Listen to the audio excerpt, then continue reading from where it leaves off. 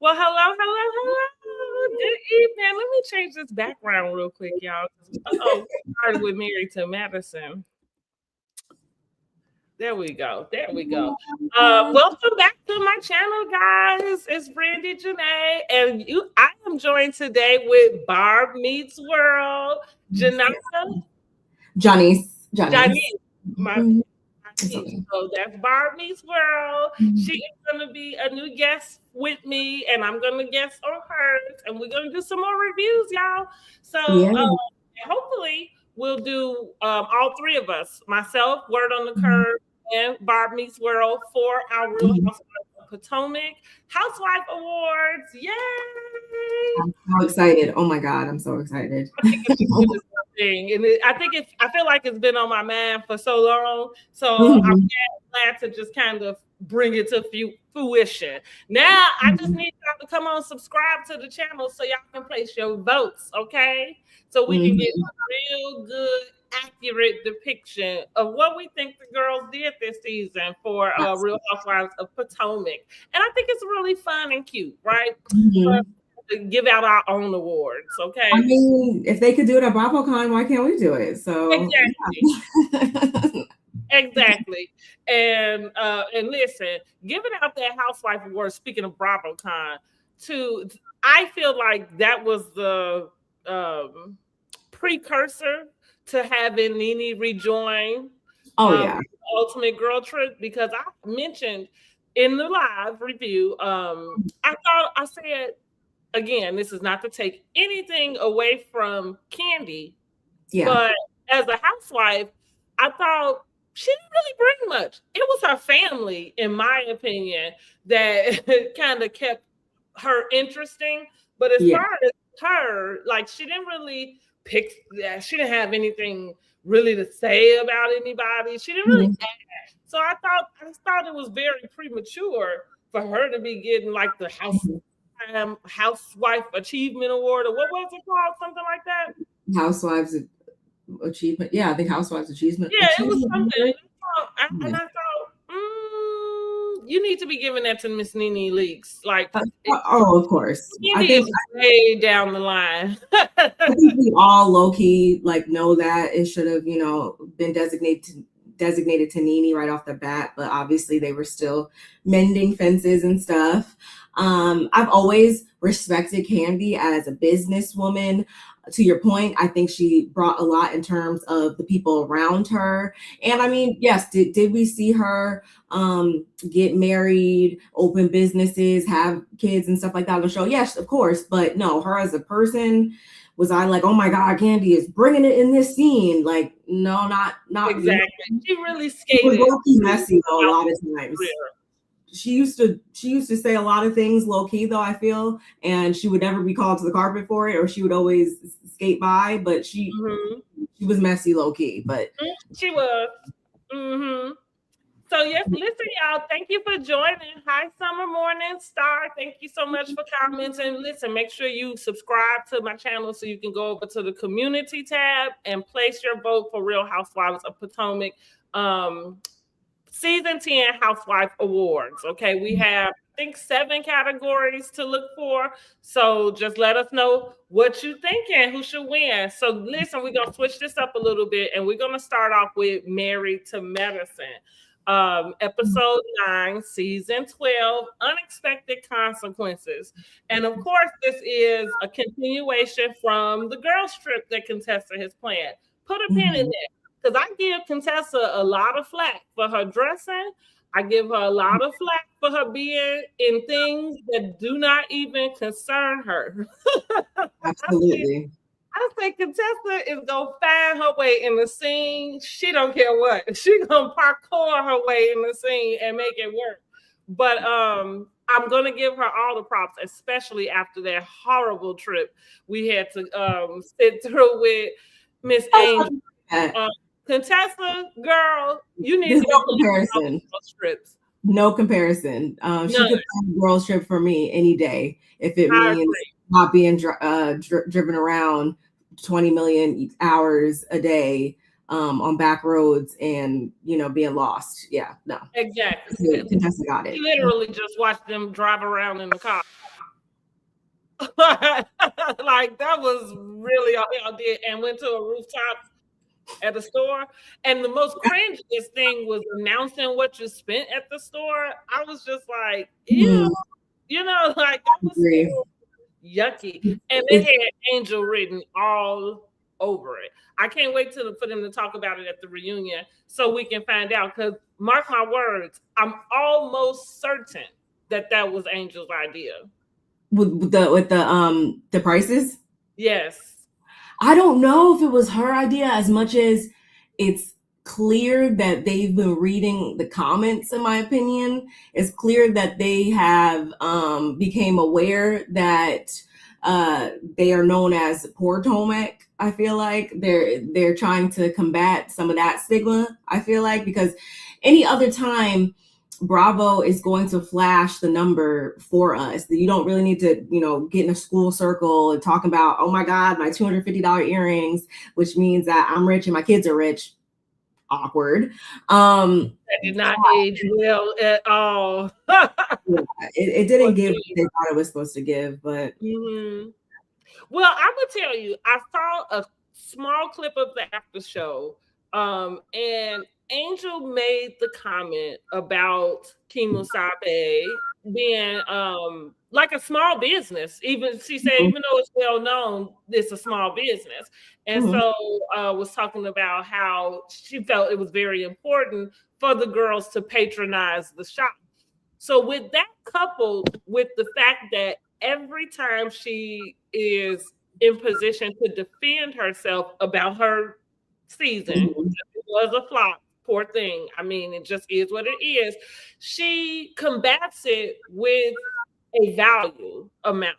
So I recognized when they were on Watch What Happens Live and her husband responded, while we liked the way he responded because he was taking up for his wife, it was still pretty questionable that, because he said, well, she lives the life they all want to live. And I know, but you realize that this show been on for 10 seasons and here she is joining where they are, right? They've already been here.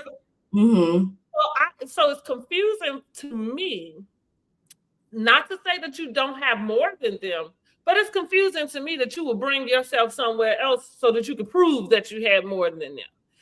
I feel like she did that a couple times though in the season, if you think about it. I remember when they were in Nevis, right? And she's like, oh, Bobby sent me $5,000 or whatever. And they're all like, okay, like, because it's always hinged upon, it always somehow goes back to Bobby.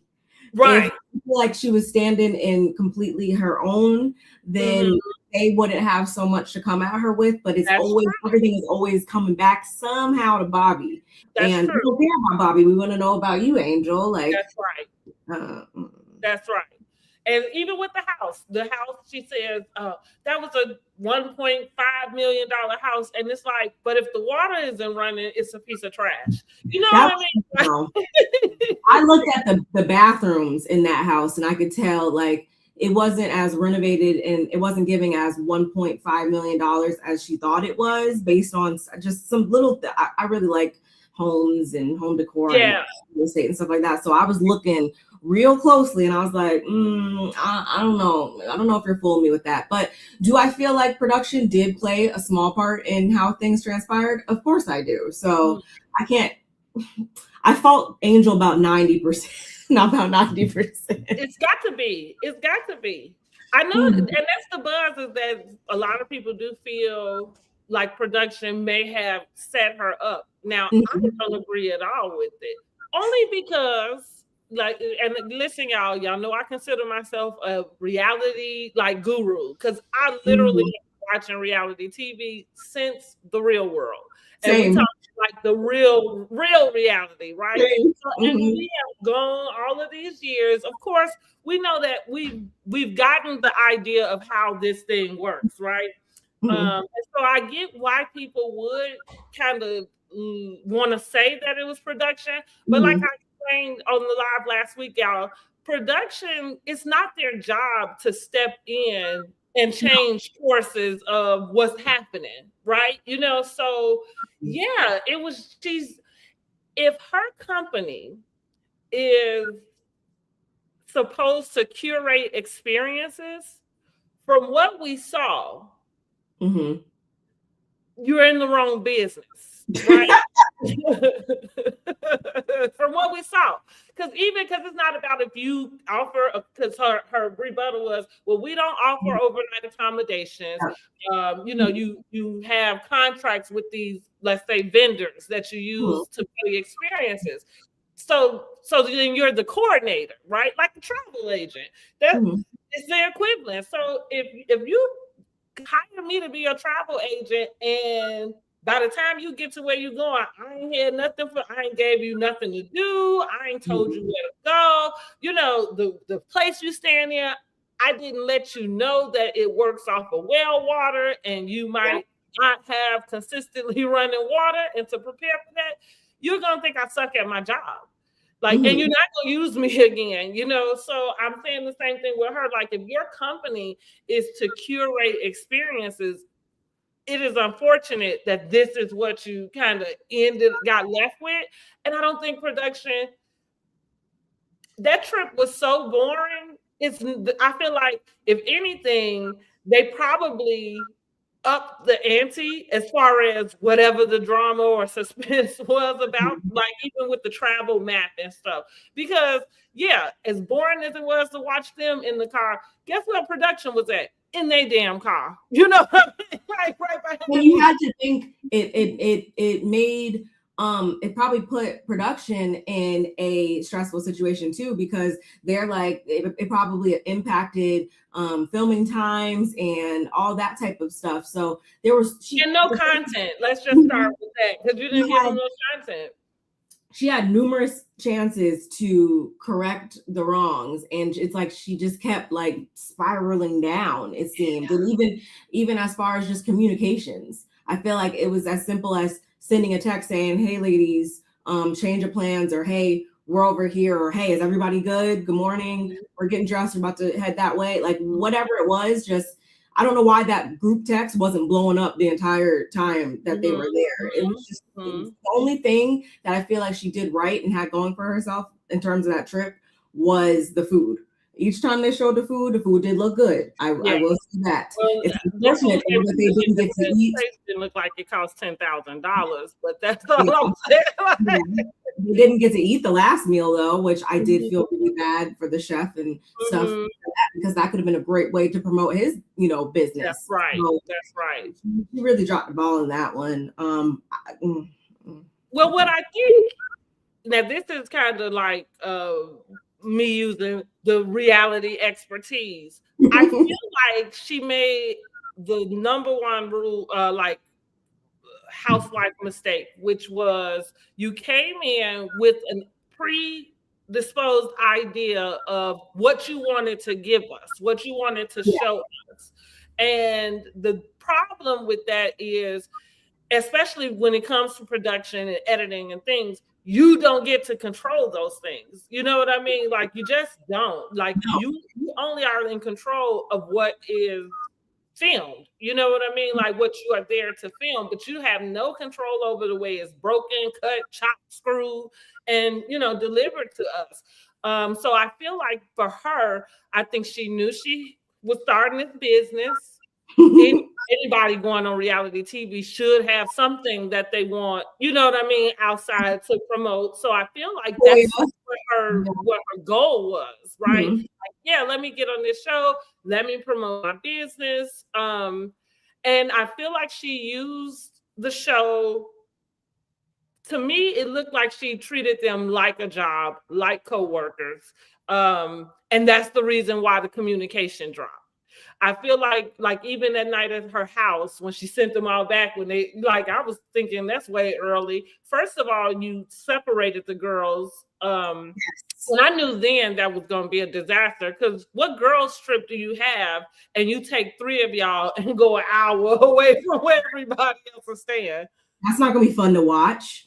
And I feel like that's the most fun that we usually get is after hours. They take their, makeup off, whatever. They're kikiing, twerking on the island or whatever. You get to see, like, you have a little fun, right? Playing games and stuff. That's what we really love Probably to. my favorite parts of most seasons is getting them to the trip and to see how the trip is going to be. And it also gives me like aspiration. I've now, since I've done Dinner in the Sky.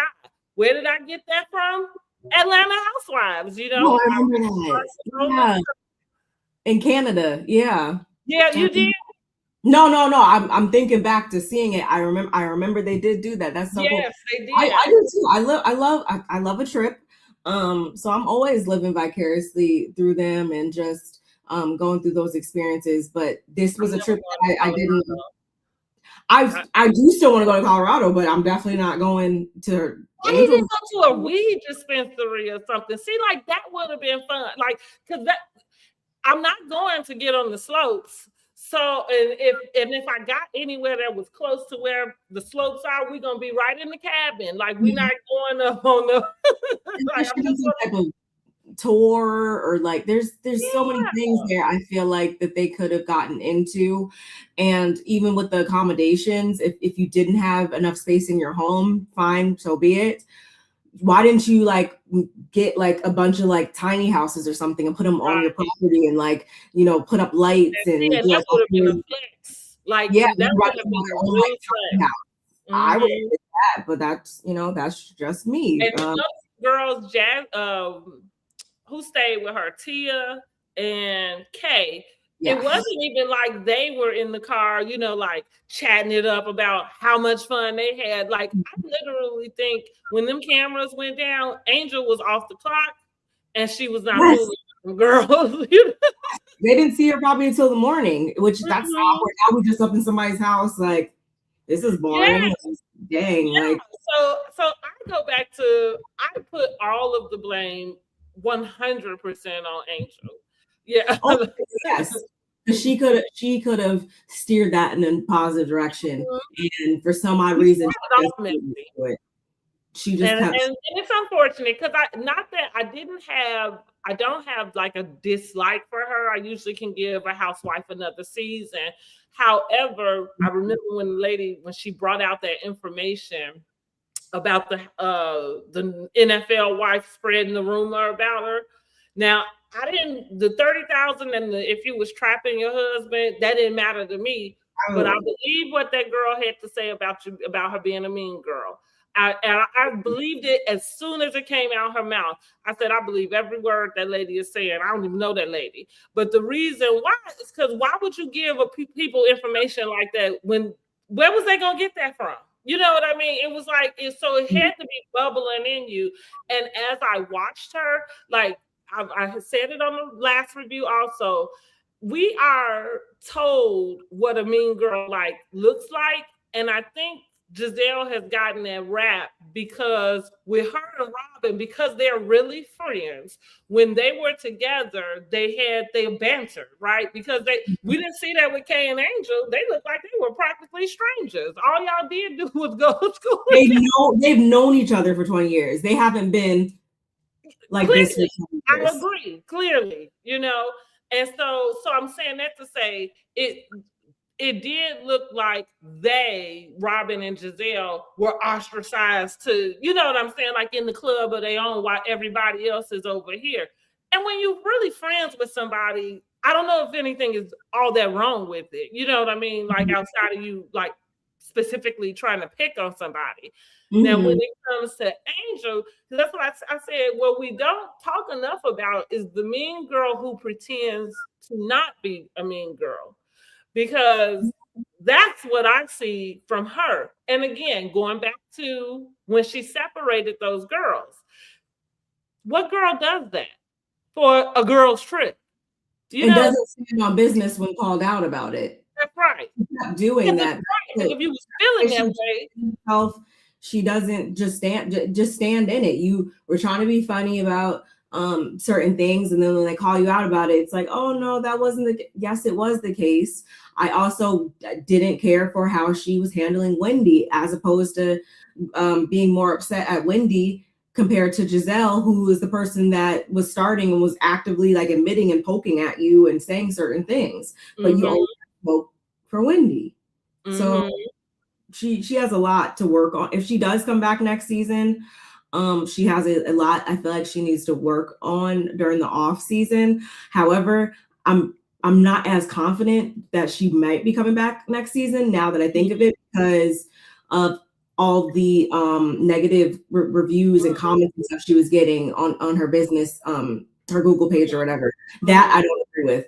That is I don't the weird parasocial relationships people try to form and try to pose as, you know, different people. And no, you guys have never been at her business. You guys have never utilized her. She never been there either, from what we saw. Exactly. So y'all don't need to be down there. No, I agree. Comments and stuff like that, doing that I never will agree with. That's too far, right? That's too far. I totally 1000% agree with that. That's not cool. But I listen, Angel don't have to come back for me. I don't want to see her again. I mean, do you want Tia to come back? Tia can come back. Now listen, she's a little flip-floppy, you know.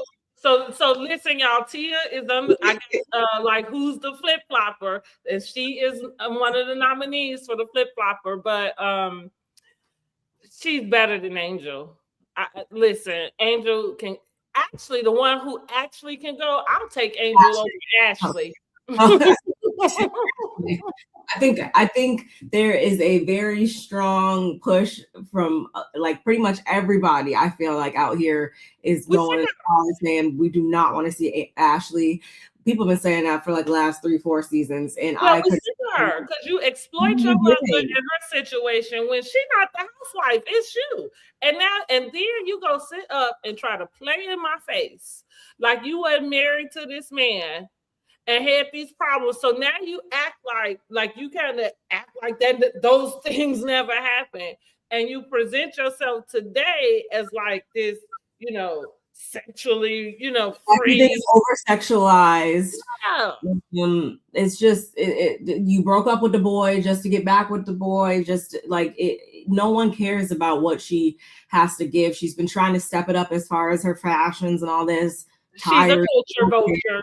That's what I think. And listen, I don't know, because somebody might say, well, she's half Black and maybe that gives her, you know, some room to be a part of the culture. Maybe so.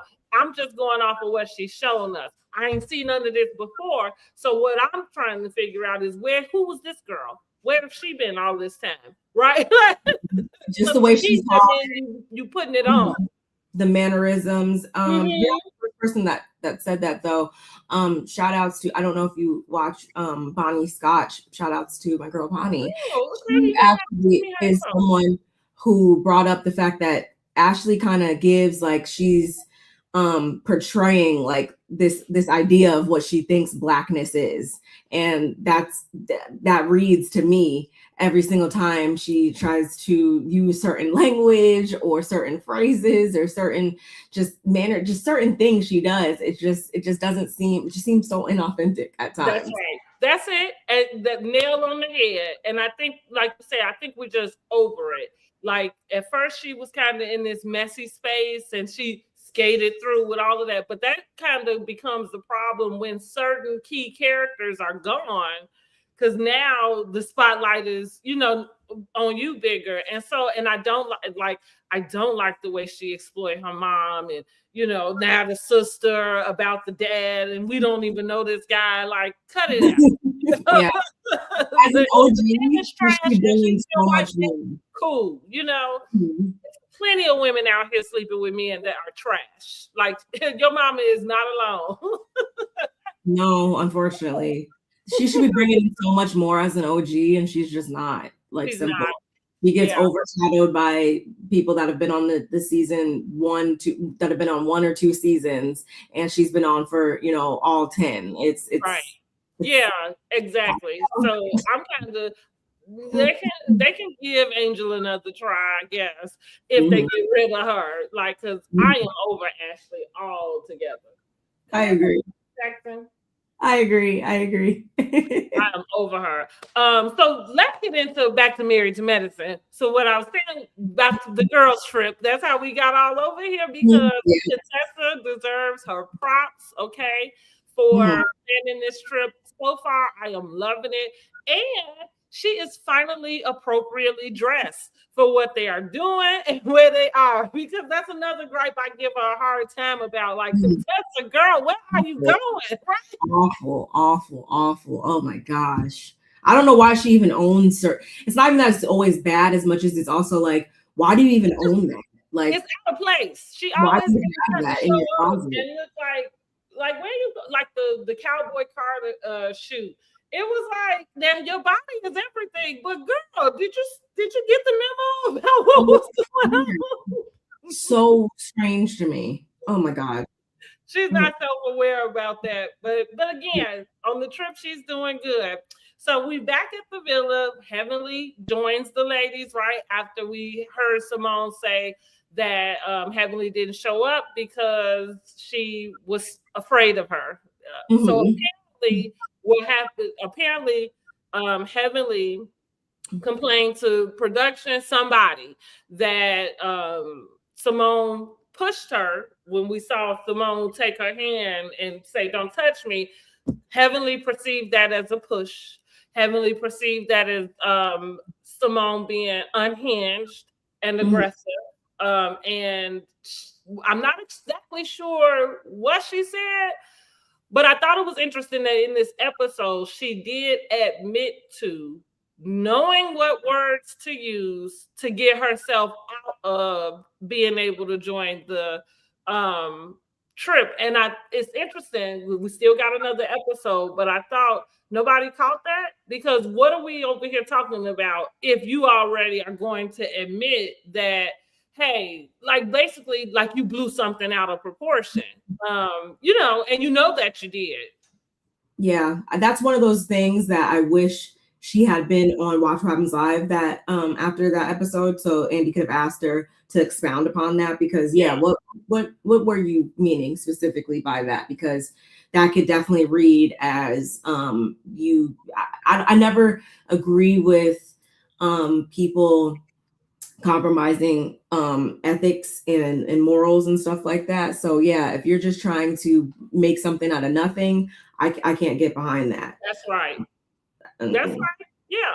And so now, and it kind of explains, because I feel like through the episode, I was having this just trying to understand why Simone was so upset about what she's, you know, in the sense of talking about her job and everything. Because I'm thinking, y'all on this show, like, I'm just trying to put it all together, you know, is what she said here really that, you know, like big of a deal? But to your point, when you're talking about you done went to my boss, because see, that's how I'm gonna get with you too. You know what I mean? Like, you go to my boss. It's not like we having a conversation where we're trying to work out whatever on our own. And what you do with the boss is, like you said, use these trigger and buzzwords, you know, that I don't agree with that behavior.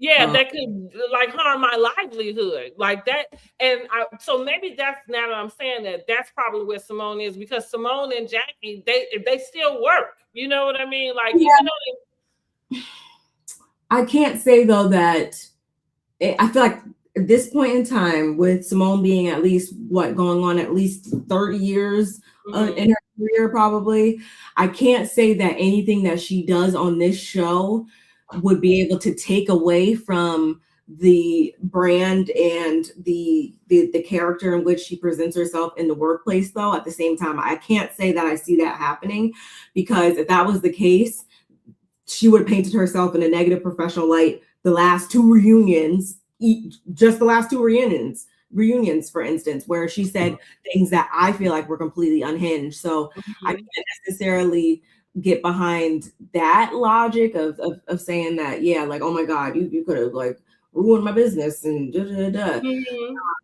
But do I agree at the same time that as it was presented, does it seem as though Heavenly, I like the word choice that Toya used in her interview with Carlos that just came out. I gotta still watch that. She said that when Simone removed Heavenly's hand around her, I will agree with that. The gesture did seem like a removal more than it seemed like a get your hand. Yes, but going back to Heavenly and Carlos's conversation that they do in their weekly recaps or whatever, Heavenly said that there was a lot more with that we didn't see, where Simone was just going in and going off and whoop-de-whoop-de-woo. So I do feel like a bit more was added and subtracted from both sides. That's where they should just agree to disagree and let bygones be bygones, more so than this side needs to apologize to this side or whatever. That no. Okay. Now let's talk about Miss Jackie though. So in this same scene, Jackie is pulling Simone to the side, wanting to plead with her about being able to listen to Heavenly, letting Heavenly talk and get out what she wants to get out. And of course, throughout the course of the years, we know that Simone and Jackie have this rift about Jackie's friendship with Heavenly, and Simone feeling like Jackie does not, I don't want to use the word take up for her, but I think that's the term she would use. But I really want to say, like, Jackie doesn't speak up for what she should speak up for, like a right and a wrong. You know what I mean? Like, and that's just kind of, I feel like what Simone want to see from her as a friend. You know, like, I wouldn't want a friend, even if you had a mutual friend, like if you know that friend has done something to me wrong, don't come over here talking me down. You know what I mean? About my feelings about it. Like, tell your friend, you know, like, you're wrong, friend. You know what I mean? Like, you shouldn't do that. But I also do think that when you know who people are, like Jackie seems to me to be non-confrontational. So I think that's probably where we see a lot of her silence. It's not that she wouldn't say anything, but when it comes to Simone or Heavenly, those are not two, because you're going to get into some type of word battle. You know what I mean? Like, you're not going to say what you say and they just kind of be like, yeah, well, okay, Jackie. You know what I mean? Not usually. We saw Heavenly kind of do that with Jackie in this episode, which that also, I'm going to just get this out really quick. What I determined with Heavenly, and this is why Toya got her foot on her neck, everybody seemed to have agreed that they want to support Heavenly and her campaign.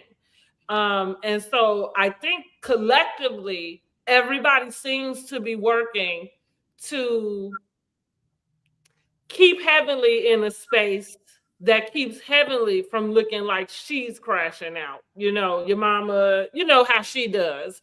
So, and I think Simone and Toya are not here for the shit. Excuse my French, but they're not here for it.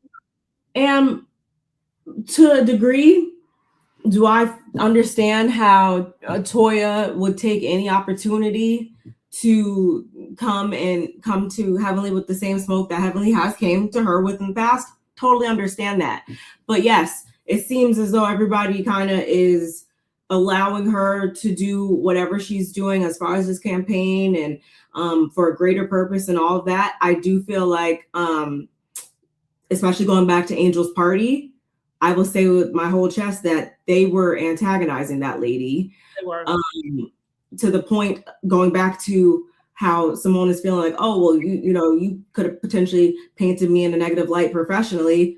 What do you think you guys could have did to her campaign by continuing to poke at her about stuff that has nothing to do with anything? Because at the end of the day, call Heavenly whatever you want, but I like to think that as a person who owns their own business, has employees, has all these different accomplishments and accolades out here, I like to think she knows how to conduct herself when need be. So no, I don't think that she needs you guys to set up different social experiments to test and make sure she can, withstand, to be under the fire of politics and stuff like that. No, I think she knows what she's getting herself into. And I think we can, the two things are not mutually exclusive, in my opinion, but they're trying to make them be. And that's where I agree.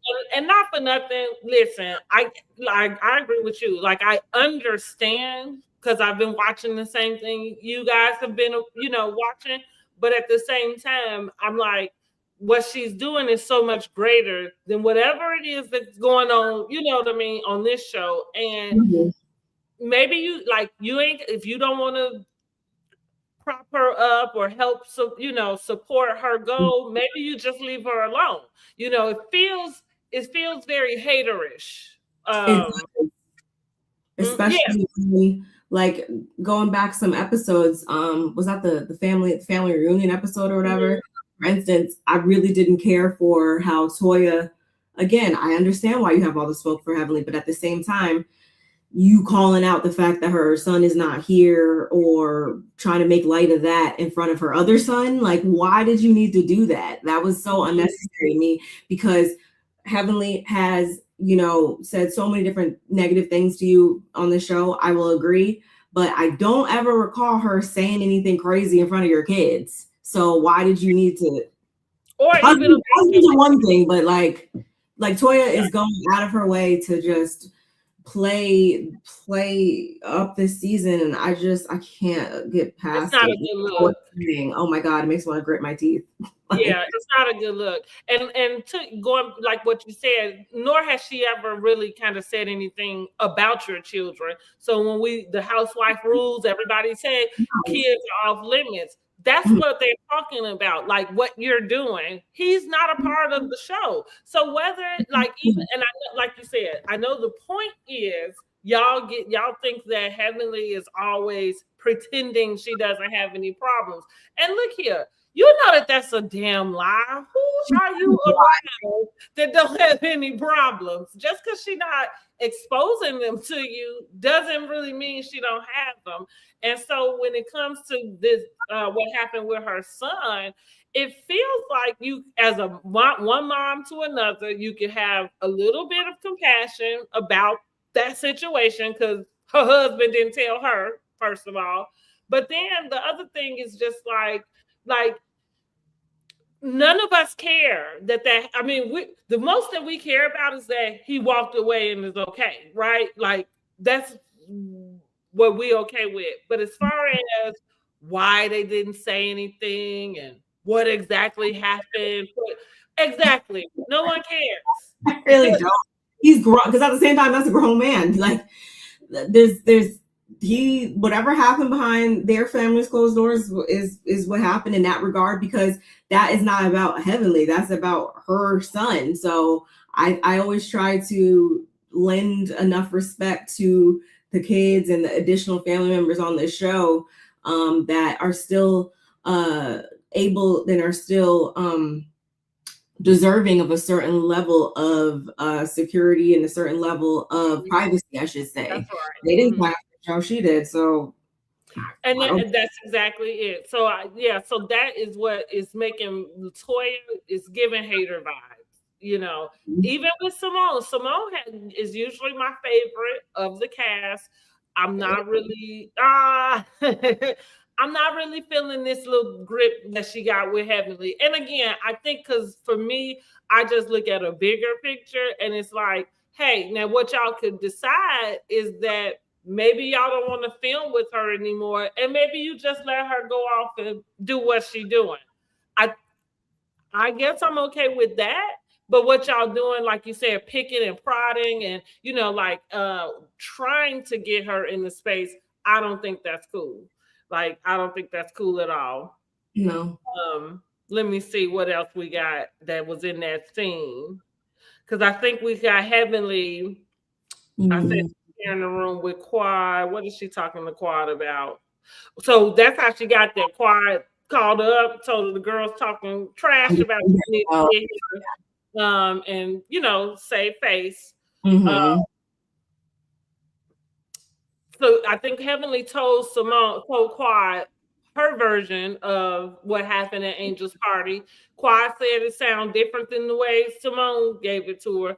I mean, her version did sound different to me too, because I don't feel like I saw that. I think she, and let me just give Simone this bit of credit. This is probably why she had been a favorite of mine for all this time. I think Simone feels like she's genuinely herself. I like that. Like in right, wrong, or indifferent. If you comfortable with who you are and in yourself, I like that. You're for a person. I think she definitely does show up as herself, and I think that's exactly what she gets on my nerves. A lot of times. And says yes. I feel like when she does blurt out those going back to the last two reunions, when she blurted out some wild stuff and came at Quad in some wild ways, no, I think that was 100% her. She's showing all of her teeth, at whoever. I think that's yes. I think maybe I relate to her because maybe I might do some of those things. I think that is truly Simone. So and I'm always going to commend and appreciate the ladies for showing up, regardless if we like it or don't like it. We applaud you for showing up and being real when so many people show up and their real selves. Sure. And so I think in that moment, right, her saying, "I don't want to do this with you," I understood that, right? And I feel like if you know you done pissed the lady off, why would you come and do that? You know what I mean? Like, why invade my space if you know that we're not here? You know what I mean? So yeah, I think that's gonna go back and forth. I feel like as the episode ends, we do see Simone and Heavenly kind of talking to her, but I think it's a little too late. Yeah, it's a little too late for that. So let's get back to, we see the guys, of course. That's one thing I like about Married to Medicine. Yes. I love the way they incorporate their husbands. And the husbands really have like a very good banter. I like Steve. So we see Steve and Scott all with their kids. A lot of good ladies are away. Shopping with Cecil. Okay, Cecil is with his boys, his young kids that's still in their pockets. And so he's talking to them about what Simone feeling basically unappreciated and maxed out, tapped out to the, basically. Cecil expresses that most of the disagreements that they have to do with their children. The kids don't feel bad. Them young adults don't feel bad about it at all. No, they don't. Wedge that's being driven between their parents. They don't care that they're about 85 to 90% the reason why. It's always the arrogance to me, even knowing that they being Simone did still buy him a Tesla and just it's the pompous, arrogant attitude that is accompanied with these actions. For me, that's just like infuriating. And it's also the fact that Cecil, you're not doing anything about this until it gets to like beyond the point of no return. It's seeming like until it starts to impact you didn't really care about it, because these are the same things she's been saying for quite a long time. And even in the scene, in the end, he's talking about let's go get some food, I'll pay, or whatever. It's just this whole conversation was pointless because they still don't seem to care, and there's nothing being done differently. So she picks up and she moves out. It's gonna be what it's gonna be, and you're gonna be there. You guys move in with them. Like, I don't know. He approaches. I'm gonna say about Simone though, because I feel like as women, we have to take credit at least for some of the positions we put ourselves in, right? I know that I think women, we have been conditioned to sacrifice ourselves, especially as moms, to sacrifice ourselves for everybody else around.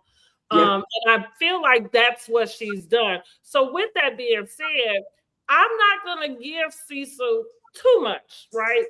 maybe about 25-50%. Maybe it could be a good 50-50, just because if this is the way you guys have operated, right? If Cecil has allowed her to kind of be the one in charge, you keeping up. And let's just face it, that's usually a mom's role, whether they're single or married sometimes, is, the manager of everybody's life.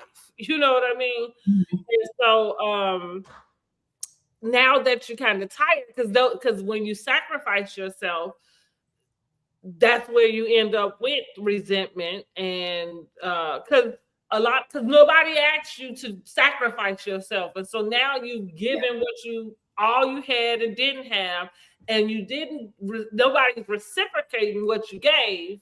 And I'm not saying that they should not, but what I am saying is, because they didn't ask and you just kind of volunteered and you gave, sometimes it's a little hard to come back now and then be like, but hey, like, I don't feel, you know what I'm saying? Like, that's when you have to look in this moment about that, when y'all haven't, that's not the dynamic of the relationship you set up with him. Yeah, it's like you cheated yourself at that point, and it's a sucky situation to be in. And actually applies to a lot of different things and approaches in life. And I'm sure to a degree she does, for lack of better words, blame herself for the situation that they're in. I think everybody played a role in it. I don't think it's blame yourself. Let's change that. It's just being accountable. Like I'm in this place where, especially with my beauty brand, just kind of promoting like healing and for your purpose and stuff. And so what I mean, sometimes we just have to be accountable, not blame. We talk like, some of us are believers. You hear a lot of people talk about, I joke about how you put God in everything. And sometimes you're just living through your consequence of the decisions that you made, and you just really have to be real about that. You know what I'm saying? Literally the title of the episode, Unexpected Consequences. That's right. I don't think, obviously, I don't think that this is the situation that she saw herself in, or even that she regrets showing up for her kids and stuff. Right. Do I think that she is over there just completely hating her life? No, I don't. But I don't think it's sustainable for them to keep having these same issues, especially as they move on into the golden years, and like they should be living their best life right now. Now, listen, at the age that they are, like when they talked about the law school, I am of the same belief as a single mom. I sacrifice myself to give my children just something better than what was given, or what I, had. And so with that, you take the good with the bad, but then there had to be some responsibility. So I agree with Simone and with you, that there's an entitlement that you feel when you want to decide to go to law school, that your mom should pay for that. Now, if your mother paid for your undergrad, I agree with Simone. I think law school should be on you, like, because and a $60,000 credit. Like, it's like, pick one, choose one. Like, I don't think she's saying she's trying to kick you out tomorrow, or like, I think she wants some responsibility. She's still very much in a place of, she's not saying I'm trying to completely cut you off. She's just saying like there has to be some limit. And just as an adult out here, I don't understand how you can't see like, maybe there is some truth to this, and maybe I should start trying to make my own way, because as children, it's never or as a parent even, like, it's never to just go about parenthood as, oh, I need to continue to do for my child, as you should be setting your child up for when you're no longer here. And right now they're like, it's not. And even some of the lessons that they have to learn by experience, it's like, so to, like, it is, as moms, we want to shelter and protect them so much, but like, as my boys are, leaving the nest and going out, and I've had to really reconcile with, like, I don't have to manage them anymore. They're not my responsibility to manage. And that takes some time. It don't happen as fast as they wanted to, or maybe even you. But you kind of shift, you know, like, and so now it's more just like advisor, right? You know, and there are just some things that you only get from life, like, and I could tell you this and that, and I mean, sometimes me and my friend joked about it. This is about as women.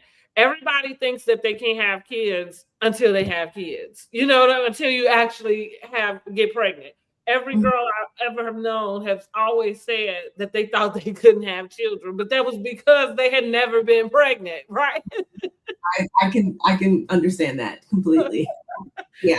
And it's funny, like how that works, you know, because it's like, because technically you know that you can, but because you haven't, you think that you can't, you know, and it's kind of that same. That's the way I'm looking at that with your parents, and it's like, yeah, some stuff they just not even gonna believe you. You know what I mean?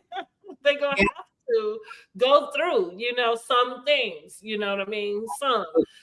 And so a lot of times when I'm praying about my children, I just pray that they make good decisions, you know, and you know, because that's the best. And then whatever decisions you make, that you have to deal with some consequences, learn from them, so that you don't, you know, continue to repeat the same mistakes. That's kind of the best advice I got for somebody.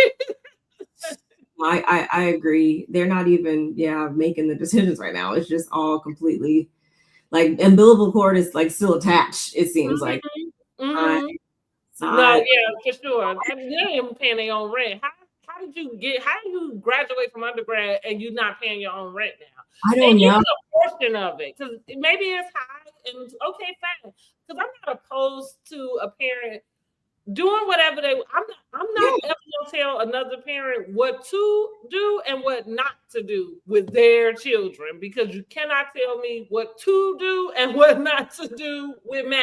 If it's something I feel like I want to do, I'm gonna do it, you know. But with that being said, it's just like you're saying, shift, you know, start the needle, but that go back to her going off on Cecil, and it's like I can see Cecil being caught off guard. Like, well, wait a minute, I thought everything was going along fine. You know what I mean? Because we all operate in the same spaces, you know. How fast, even the last time it kind of came up when I think he was like making the macaroni and cheese for the party or whatever, and she started to kind of bring that conversation.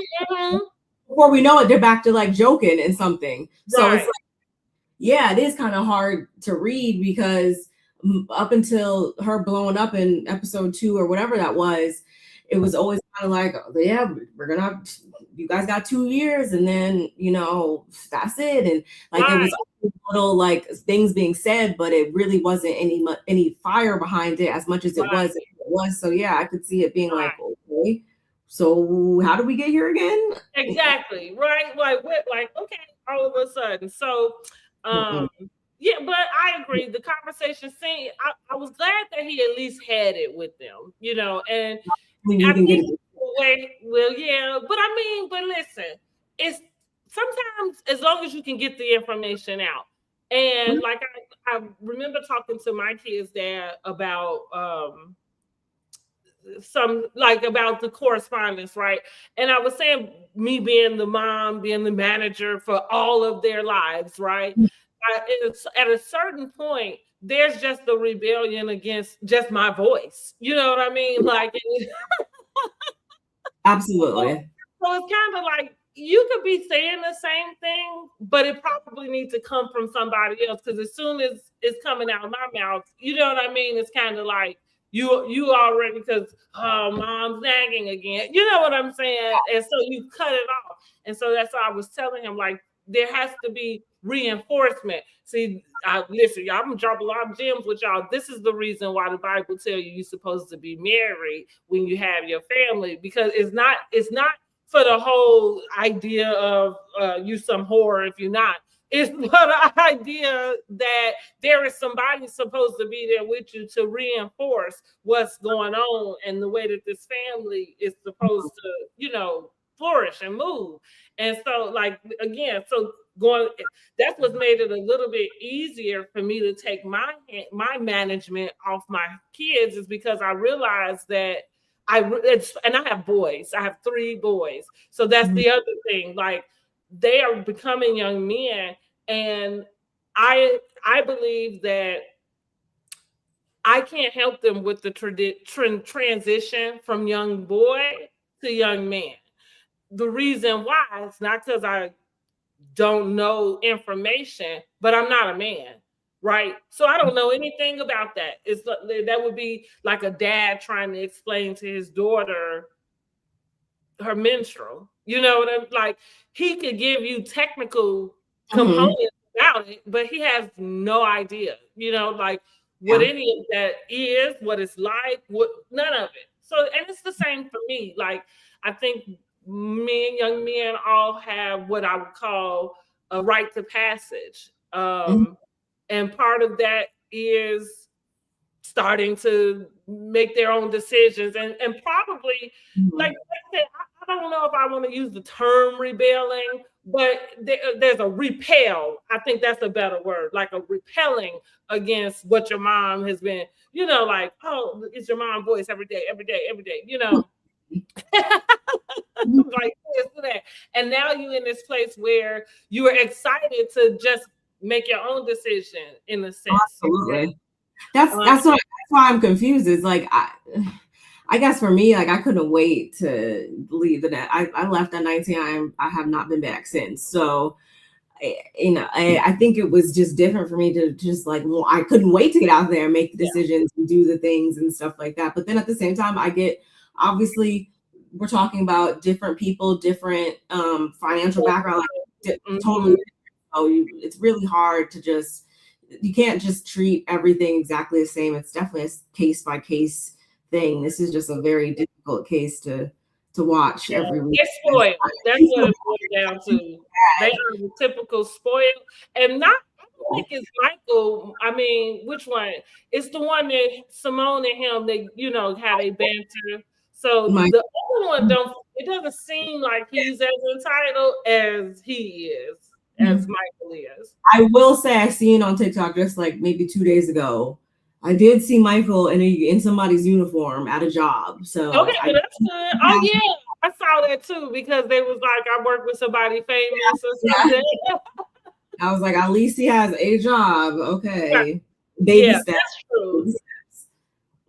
That's true. We're gonna give him some props for that. So the ladies start getting dressed for dinner. They all are calling their men. Honey, we see Toya call her. No, I think that was the next morning when she asked Eugene about the D pic.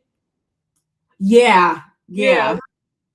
But they just call it up, and so they arrive for dinner. The chef comes and introduces himself, and he was a hoot, honey. I said, where did they find him at? Wu-Tang wings, what? I don't know what they are, but I'll take some. They look good. They did. They look good. And he said he was from Atlanta. He said he got that twang. I thought he was really fun. And again, chef's kiss the contessa. Like, listen, one thing y'all have found out about me, I might run somebody down about some stuff, but when they do right, I'm gonna go ahead and make sure I tell you that. I will always give them their just due. That's right. In the words of Frankie Darneva, you don't ever tear nobody down without lifting them. So absolutely. But I'm gonna give Contessa all of her things about this trip. And again, like I said, I thought the chef was fun. Like, I could see myself really enjoying his banter at the table, and the food looked good. So I guess they enjoyed the food as well. So Quad suggests someone give Simone. Quad suggests someone, or Simone says grace. Oh, that's what she did, right? She wanted Simone is not here for it. She is checked out. She says no. Okay. I don't like when people try to use God on me either. See, that's what I'm saying. Maybe I relate to Simone. Like, don't play with me. I got it. I just, in my head at that point, I was like, here we go. Like, I knew when she said no, I was just like, okay, it started. Like, But Quadri had no business going over there to ask her. Like, see, that's what I'm saying. You know the lady is not here for shenanigans. So leave her alone. You know. Yourself, but yes. Contessa then asked Heavenly how she ended up coming on the trip. Heavenly goes through her spiel because we done heard this about 3 times. Yes. Said she needed to have her energy right. So Contessa said, well, let me clarify. It's not because of Simone, right? So I think Heavenly gave her some answer like what happened at the party. She needed to make sure her head was in the right space so she didn't come in, ruining anything. So Simone when Contessa mentions like, okay, so it's not about Simone kind of cuts in and confirmed that, well, like I shared with the ladies what happened, So it's one of those things where something happens off camera and now it's spilling on camera. I really like those things. And that's probably why I had a hard time with this back and forth between them, because I dislike when y'all have argument or when y'all bring this stuff off camera on camera, because it leaves us in limbo because we wasn't there. You know what I'm saying? Hate it. I hate it so much. Oh God, I hate it. I hate when they do that. So Simone is getting up from the table. Jackie attempts to stop her. Simone say, I need to leave right now in this moment. Toya is now wanting clarification from Heavenly, right, about why she says Simone pushed her. Now, this is a moment where I would agree with Toya. Why did you touch her at all? I agree with that. Like if you're in the bad, like, and Heavenly is intuitive. She has some discernment. You knew that. You know what I'm saying? You knew that lady didn't want you to touch her. You antagonizing. I can reason with that. If I was Heavenly, no, I wouldn't have done that as well. I'll give that much. Yes. So Toya picking up for her friend. Okay, she like, and okay, Toya. Heavenly gets upset and now she leaves the table. So now we with Brandy, Mimi, and Contessa. They outside with Heavenly at the pool, like asking her. Well, she's trying to explain what's happening. Jackie, Simone, and Toya and Angel are talking inside about the same thing, y'all. Jackie goes outside to plead with Heavenly to give an apology. Now, one thing I will give Jackie, Jackie for me can always stay on Married to Medicine, only because I do think they have propped her up as the medicine, even though there are other doctors, right? And so, yeah, right. She's the medicine, to the thing. And so, same like I said with Simone, kind of showing up genuinely as herself. I believe that Jackie does also.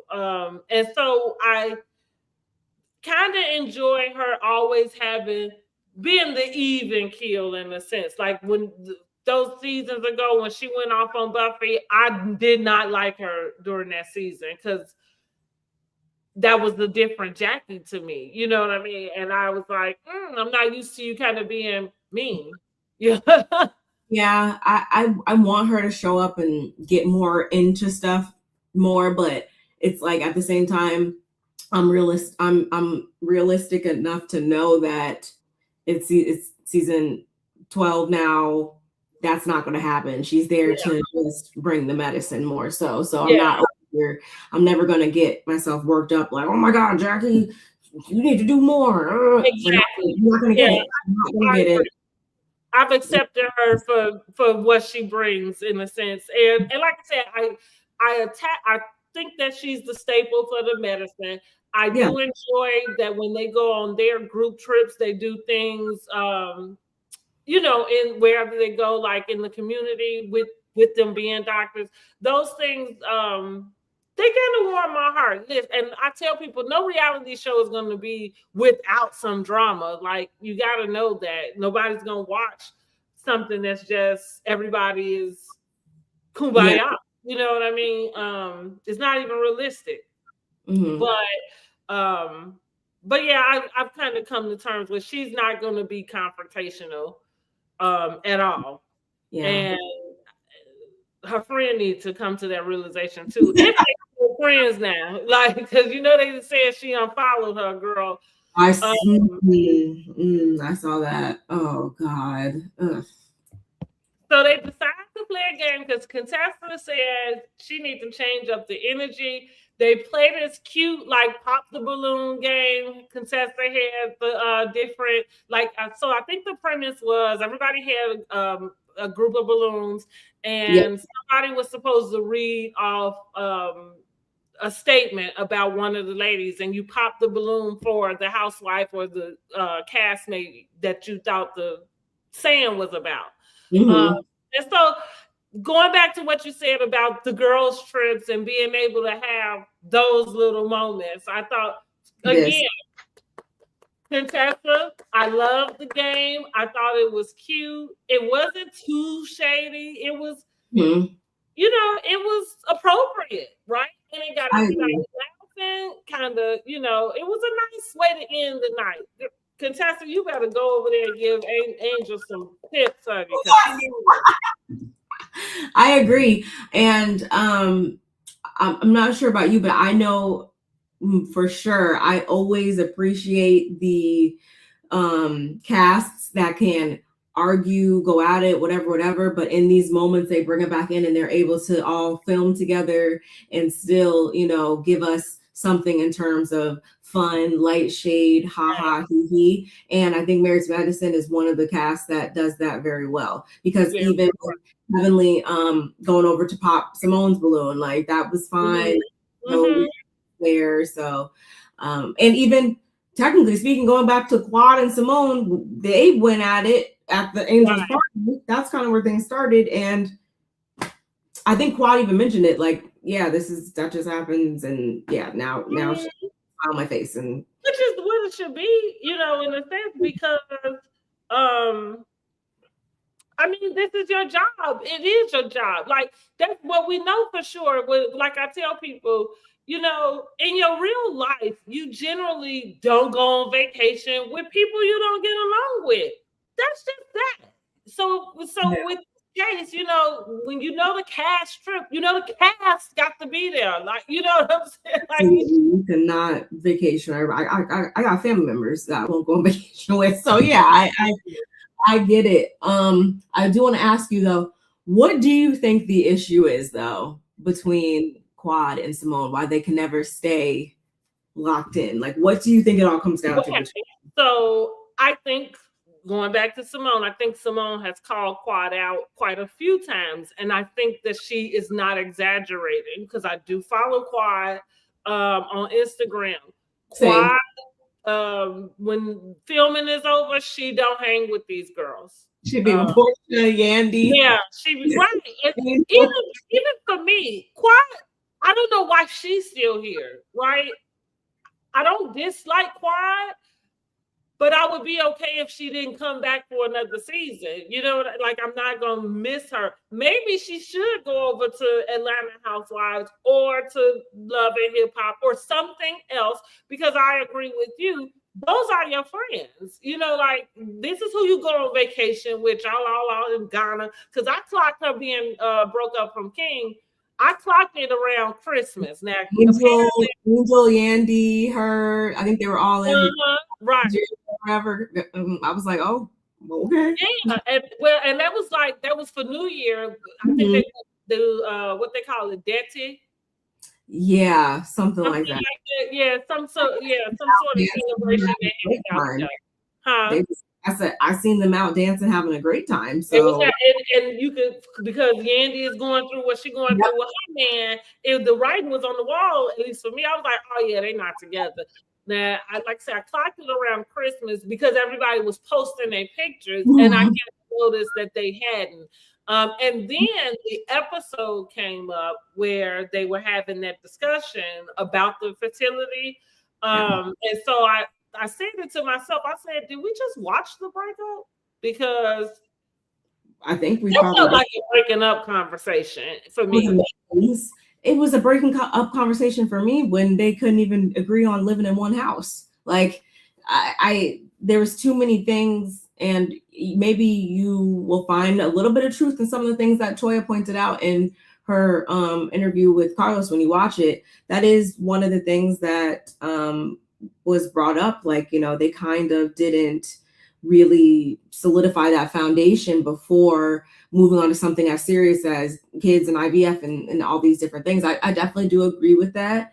I feel like that was expedited because of, you know, age and all these different things. So I peeped it too. I was happy that I honestly did think though that they were going to have a baby and then break up, and that's what I like really don't like. And what good is that, right? Exactly. So I'm glad that the breakup happened. There's no kids. There's no strings attached. Y'all can just go your separate ways and be happy. But I think Simone thinks Quad is phony.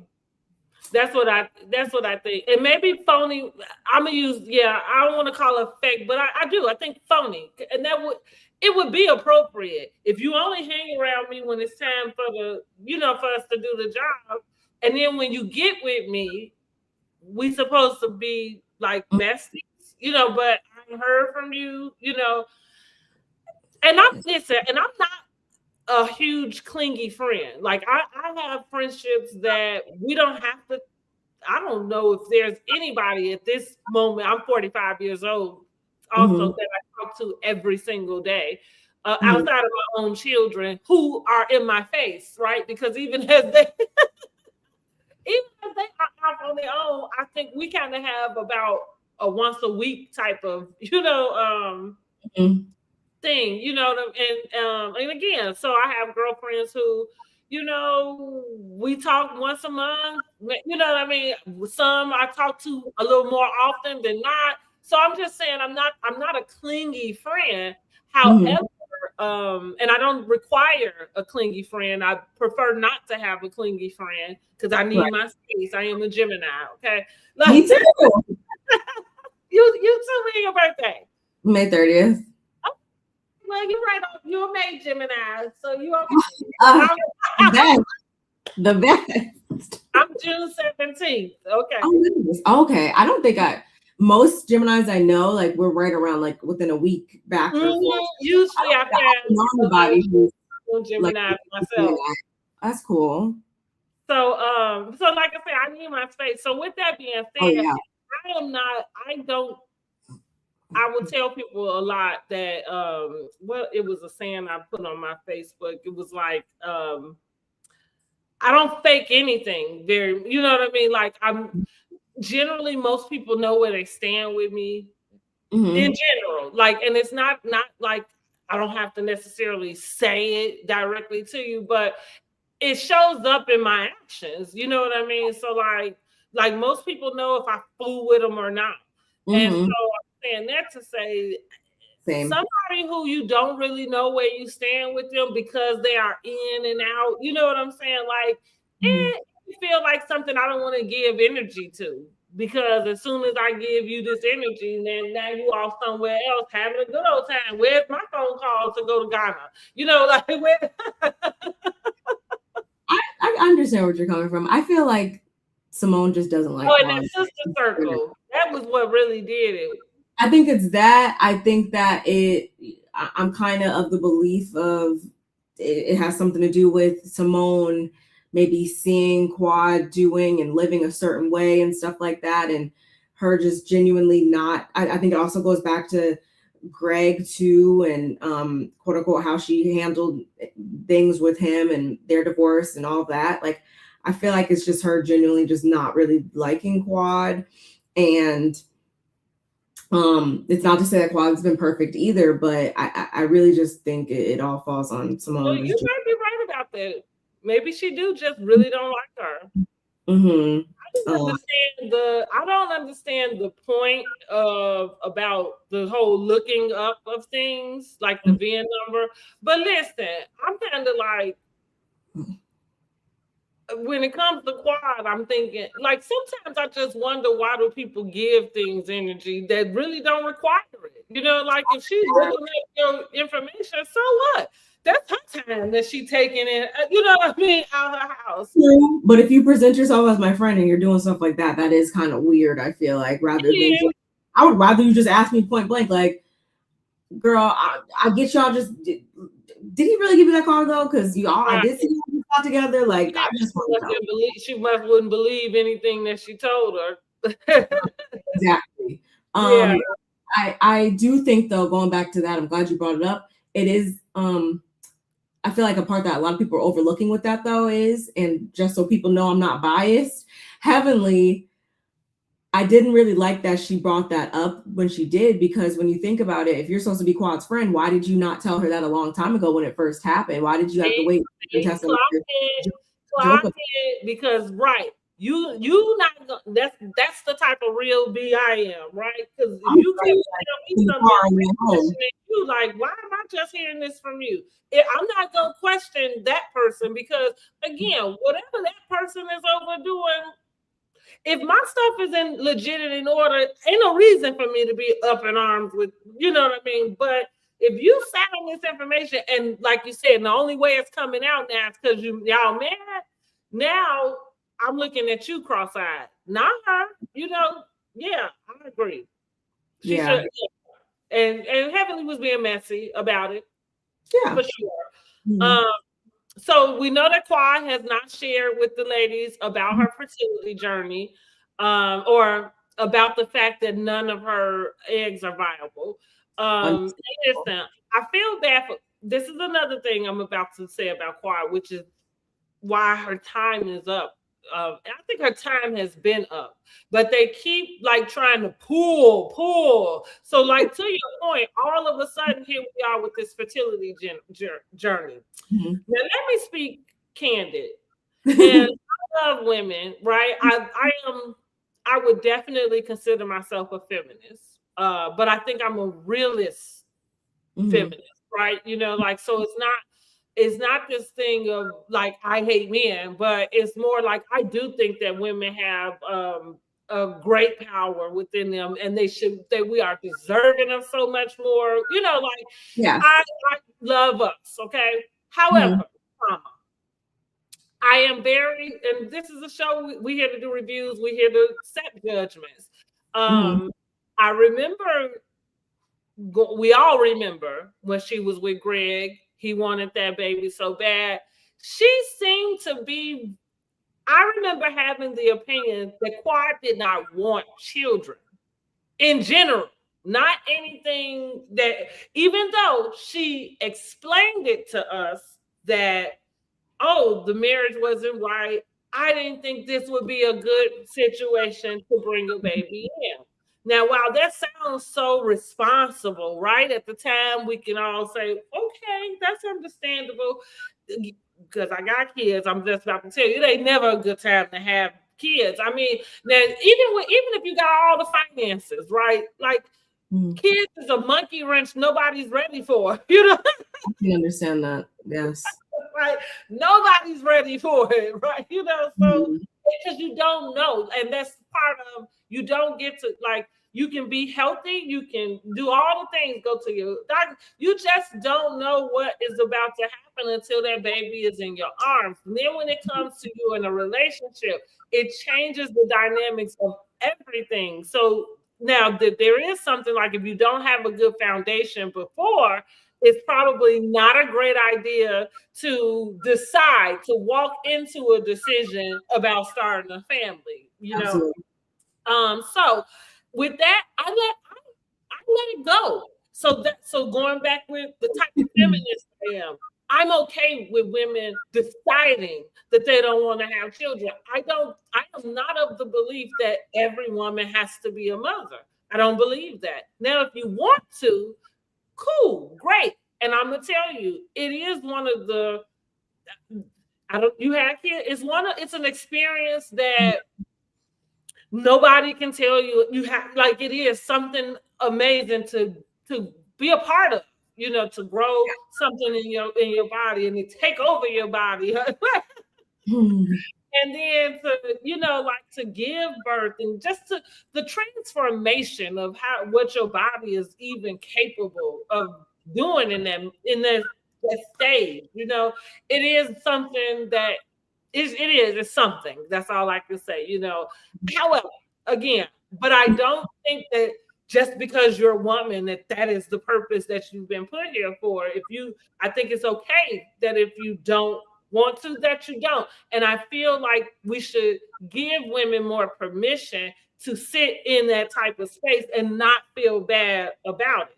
Because I think when the fertility issues come up now, and so going back to the things I don't like somebody using certain circumstances to evoke an emotion out of me, right? So again, I gave Quad that many years ago because I determined from her conversation, from her action, body language, all of it. I said, Quad don't want to have any kids, and that's okay, right? But that's not something that you're comfortable with blurting out. And I guess maybe you feel like maybe you would change your mind.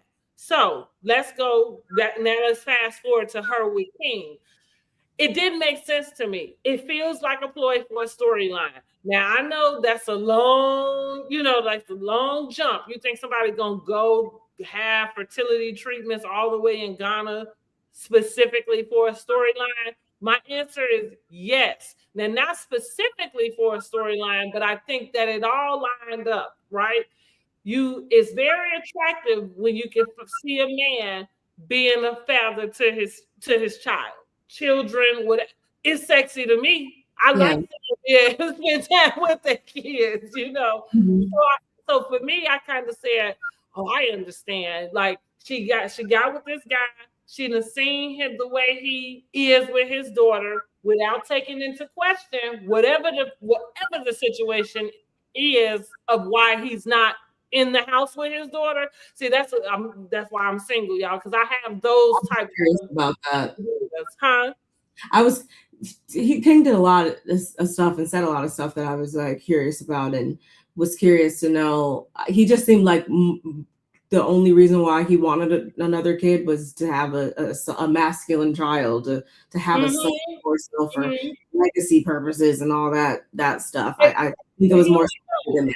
How would you let a man talk to you about helping him with his legacy and he hasn't even married you? Because that would be why you were able to at least to get me to give you a part of your legacy, right? You don't have to come to me. But again, we have to normalize those conversations and that type of thinking. The same man who was saying last season that there's a sequence to. Remember when they're talking about moving in and stuff like that? There's an order to things or whatever. So I think they were coming from two different places and two different I feel laser focus on the whole. I think it was laser focused on not specifically the baby as much as like the whole. She was back in my mother cooking pancakes in the morning in an apron. Like she was back into that whole, I feel like, angle of thinking more so when she met and met him and stuff and kind of just was all gas and no brakes from then on out. I do think that, to your point, when she was single doing whatever, like she was completely not even thinking about that until she was thinking about it. And it's okay, you're allowed to change your mind, but don't like Simone had the conversation with her all those years ago. How many patients she had that, in the time frame of when your eggs are prime and all of that, she wasn't trying to do anything. And so what she said, she's like, you don't know how many women push it off, and then when they're ready or when when the clock really is knocking on your door, now you have these barriers, that are going to keep you from being able to get to that finish line.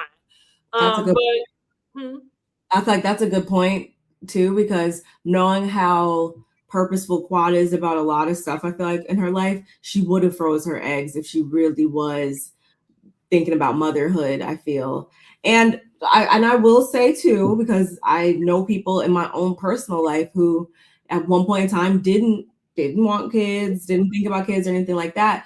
And it had everything to do with the person they were with. So I do feel like you can change your mind depending on who you're with. I think all these things are It's interesting that you would say it that way, because now I'm thinking, well, wouldn't that bring up a different question? Like, why are you with this person? If you know what I mean? Yeah. Well, yeah, I've seen it happen. Like, if you knew you wanted to have kids, but not with this man, then I think that you. No, that's the problem. I'm more so I'm saying from the angle of knowing the people that just were like, no, I'm fine in my life. Like I like, just us, or not looking at it as a broken thing, and then getting out of it and realizing, oh wait, subconsciously it was always because I never, felt either secure subconsciously or Jeannie Mae, Jeannie Mai, whatever her name is, she's a good example with her first marriage, because they had decided, they both said that they didn't want children, and so that was, it was kind of the thing. Of course, if you don't want kids, you got to get with somebody who doesn't want them also. But he changed. Her husband changed his mind. About it. So that's how they ended up with the divorce. But to your point, in turn, she has her daughter with Easy now, which would say that she changed her mind also, about that. So you might, listen, I can give grace for that. Like, I can be a stickler about some things, but I can give grace for that, because, like, what I will say for me and my journey to motherhood, and so I do try to be understanding, because what I realized is I had my children young. There were no issues about, getting pregnant. So some of those barriers did not be, I don't have the full knowledge of what that takes out of you. I had my children easily, right? So okay. Yeah. But I think it was premature. I agree with you. You not moved in with each other, but y'all flying all across the ocean to, have fertility treatments. The other thing I questioned was, like, what made you go all the way to Ghana there was a time where, doing this type of thing was such a hush hush and everybody kept it under wraps. It's not like that today. And so you're around people, you have relationships with people who it's all around you. So I wonder if it's a price thing. So what she do, what I remember her saying in the earlier episode was that she had a friend who had twins, and she asked about the doctor, and the doctor was in Ghana. So I took that to interpret that you're trying to have twins. Like that, you know what I mean? Like that there's an expectation of you having multiple children. Because again, it didn't feel like enough reason for you to go over to Ghana when there's plenty of doctors that do what you need them to do right here. And so going back to me saying I don't like people using different things to evoke a particular emotion out of me, I feel manipulated, because it feels very extra. And now you have to have that, like, now there's this bigger emotion on top of what you're doing just in general. The fact that you are in a fertility journey, but now it's the fact that you're throwing in that y'all going over to Ghana, and and you got a doctor over here doing stuff that you got to consult all the way back with somebody in the States, and it felt like you created barriers where you didn't have to. You know what I mean? Like if this was really what you are determined to get done. Yeah. I think that's the interesting thing about life, though. Maybe it was supposed to happen exactly how it did, because that revealed to them that they shouldn't be together. And maybe it was super easy. Hey, maybe if it was super easy and they just were able to do it around the corner in Atlanta, that could have potentially landed them in a situation where they realize, oh wait, we got a baby now and we don't really want to be together. Like we don't even like each other like that. So Yeah. It just happened. Listen, I feel like they probably just had like good sex, of course, because they were talking about they was 15 times a week. Right? And yeah, though, does anybody work? Like, is that realistic? Like that makes me concerned. Like when I hear that, and I agree. See, like, because then I told y'all that's the type of feminist I am. That I agree with you. Saying something like that for me feels like a man has you as an idea like you are some sex toy. You know what I'm saying? Like, it sounds superficial too, because it's just like is that a component to relationships? Is that important? Okay, but there's a lot more with that. So it's still surface level though. At the same time, you guys know you're sexually compatible. Okay, what else? Right. Which, hell, that's the one that gets you in trouble. I want to know what his house looked like. Why do we never see his house? Like it was yeah. No, I'm not gonna say that because What you say? Move on, honey. No, I'm just I don't, based on what, again, I know you still have to watch the interview with Carlos. You can still say whatever because I'm still watching. It was more so, I just want, when you do watch it, I want you to come back and let me know if you think that maybe we'll see King again on the show, kind of like a Greg situation. Okay. I say that because him and Eugene rapport. And it seems like Toya's cool with it too. So I'm like, I hope that doesn't happen. But I'm not convinced. I hope he goes away. Like, if he's not with Choir, he needs to go back from wherever she came and brought him back. And not to say that y'all can't be friends, but whatever y'all do, it needs to be all off camera. Like, we're done with him, right? Yeah, we're done with him. So I am gonna look out for that. I think it's possible. I'm trying to figure out if there are any scenes that are left with King and Quad. Because again, like, so it's funny, I love when the reality stars come out and they try to read us about whatever going on in their life, and it was like, oh, it happened months ago, and it's like, okay, nobody gave a damn until it showed up on our TV. You know what I mean? You know what I'm saying? Like, somebody might be checking for what's going on with Quad and King off season, but most of us are not. Like, so the only reason why, if y'all were together, became of interest is because the season is on right now, so back to that, she's like, oh, it happened months ago. And so I'm thinking that's what made me think, like, that conversation, because that was a very uncomfortable conversation. I felt bad for Quiet because she cried, it felt desperate. Right? She agreed. She said, if it's the money, I'll pay for it myself. It felt desperate, like she was about to beg this man to stay with her. Oh, that's where I especially started off the bus, because I'm like, you're talking about, like, if it's the money, I'll pay for it. Yeah.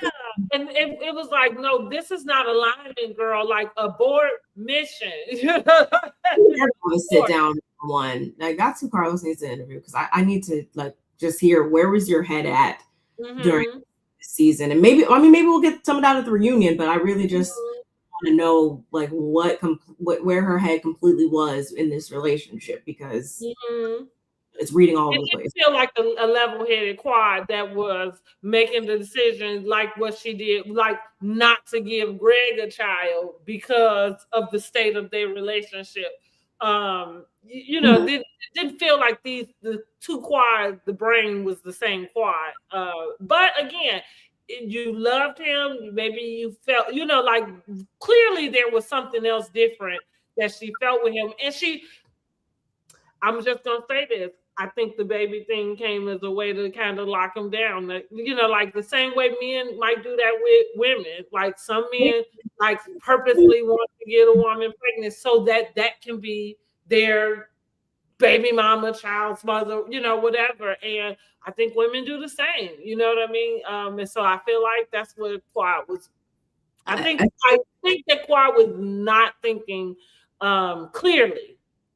I think she was like, "This is he checks most of the boxes. Okay, let's exactly outside of being chauvinistic, because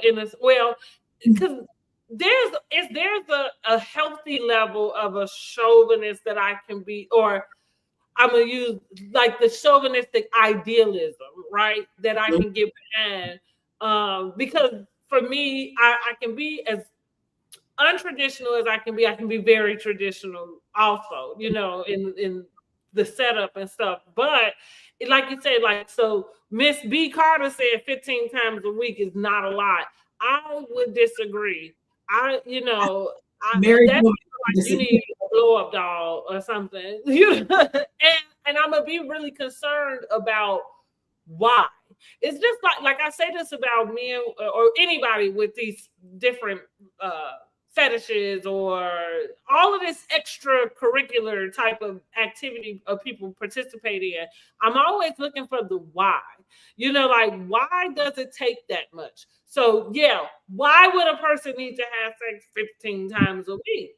It's just specifically quantifying it to the number. That's just, I mean, if it happens a little bit more on this week versus a little bit less on this week, it's just something about like, yes, 15 times a week, the way that they were just like, yeah. That's what I'm saying. Like, it doesn't feel love.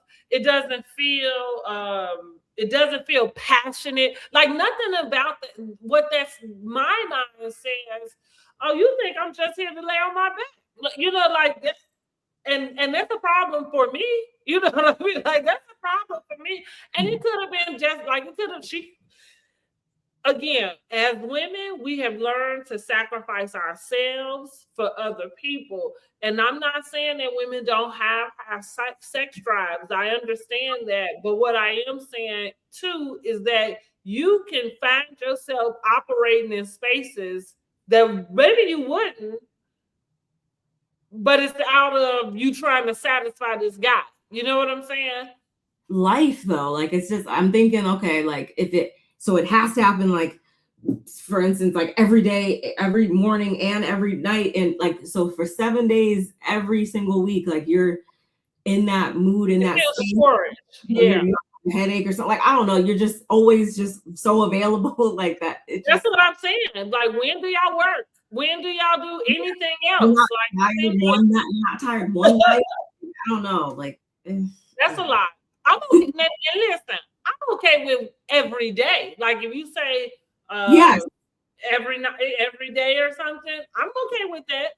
I'm okay with 3-4 times a week. I'm okay with that. But I agree with you. The 15 times a day, you have time. And are you okay? Like yes, exactly.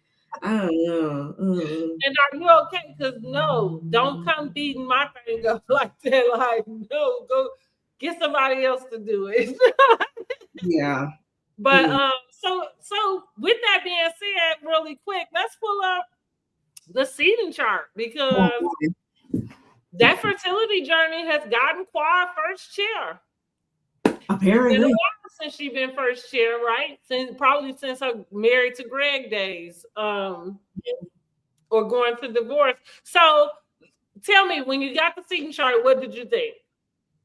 I was like, okay, interesting. We got a Simone and Jackie drop down. We haven't seen that in a couple seasons. Mm-hmm. So, of course, I noted that right off the bat, and then I was like, Jackie can get dropped down at least one more, I feel like. And honestly, Heavenly as a friend, I feel like has been delivering a lot more than, Jackie. Oh, Heavenly just clocking in as a friend, which is funny. Because I'm like, you ain't even got to work as hard, like, but you clocking in. They can switch for sure. And then I was kind of like, oh, I don't think it's Quad's first time. I think Quad was in the first chair during maybe not though. Maybe not. I gotta go back and check. I'm not sure. That's right. I'm with you. I gotta go back and check because I might be confusing them having the 101 with Quad having a first chair thing. Because that's kind of the reunion that I'm thinking she may have had the first chair. That do you remember the season where Greg got on the floor and was rolling around on the floor? Yes. Yes. But if it's a first time with the first chair, I mean, listen, I wouldn't even be surprised at that information simply because she don't be ain't nothing really going on with her to the extent where she would need it to have the first chair. Well, but then I would also kind of say that for pretty much everybody else, then unless they're taking into account, like we just said, the her breakup, whatever. Yeah. If that's moving her up, then okay. But if we're just taking everybody's situations into account and just switching it up by putting Simone and Jackie down a little bit and having everybody else being even kilter, then I don't have anything wrong with it. I think I would say it's pretty accurate. I don't know that anybody else, like you said, outside of it being kind of default first chair for Jackie and Simone. Because for me, listen, this is not a dig to the season. Married to Medicine does a great job they just do a great job of being entertaining, and for me, it just kind of flows, right? I don't think there's anything that's any more explosive than not. I don't consider it a boring show. I enjoy it. I enjoy the husbands. I enjoy they back and forth most of the time, So, I agree. Quad had to get that first chair simply because, in addition to the fertility journey not being successful, and then finding out, confirming her separation or breakup with King. Now, does that mean we're gonna get any information? Maybe not. Because I would love for her. She gave us a very tasteful statement about, in Quad fashion, classy, all of that. However, don't play with me in my face and try to make it seem like it's not directly, lined to this fertility stuff. I can hear it in that man's voice on the camera. That's why I'm going back to saying, like, was that the breakup? Like, and I wonder how much of her and King are we about to see for the rest of the season, and what does that look like? I'm gonna be looking for it, because for me, he very much was saying he did not want to continue anymore, that it was over, it was draining. And not for nothing, I can understand him, because it felt very fast. It felt like a real, and it felt premature that you would be taking those steps with this guy. And and that's a lot financially. Like, and then not only are you doing this financially, you are traveling thousands of miles, you know what I mean, somewhere else, when you got plenty of fertility treatments, right in your own city. But he's been saying a lot of like backhanded, like low key, like making a lot of like weird digs at her, though, I feel like, at the same time this season, just in some of the things that he said that I picked up on, that make me think that he really don't like her. And I don't know if that's because of the state they're in now, because of the fertility stuff, or because he just really don't really like her for real. Maybe the newness wore off. Sometimes, like, I could be a bit much for people, and sometimes, like, what started off as cute now get on your nerves. That's true, which is, again, all these come back to the reason why it's good that they didn't have a baby together. Exactly. So, right, going back to that saying we all have heard is God's rejection is his protection, so I do agree. Even though if having a child if Quad is wanting to have a child, then I want that for her. Yes. But also, I don't want to see her in I don't want to see her forcing, and especially at the age that we are, like we not like I don't want to find her in a position that people in their 20s end up in. You know what I'm saying? Like, because you're not vetting your circumstances and your person, and like, and then you wind up in child support for the next 18 plus years. Like that's law for them. Yeah. So let's see what Chanel say. He should have never agreed to it. So King is flawed in this as well. He is just coming off strange to me. He definitely throws digs at her. You say it seems like Quad took Sweet Tea storyline. Well, now listen, we're not even gonna go there with Sweet Tea. We're gonna leave Tink Tink alone, because getting on the TV telling us she had some her fight, what is it, endometriosis, and I thought, girl, you at the age that you are, you knew you had that going on. What? We can have a good conversation about that at some point. Yeah.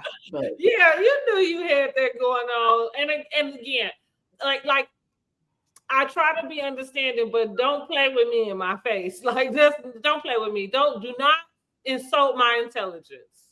I never want to see that girl on my screen again. That's a girl. That's why I said we're gonna leave poor Tink Tink right on alone. I wonder what's going on with her and them doctors' wives of Atlanta. I ain't seen them post in a while.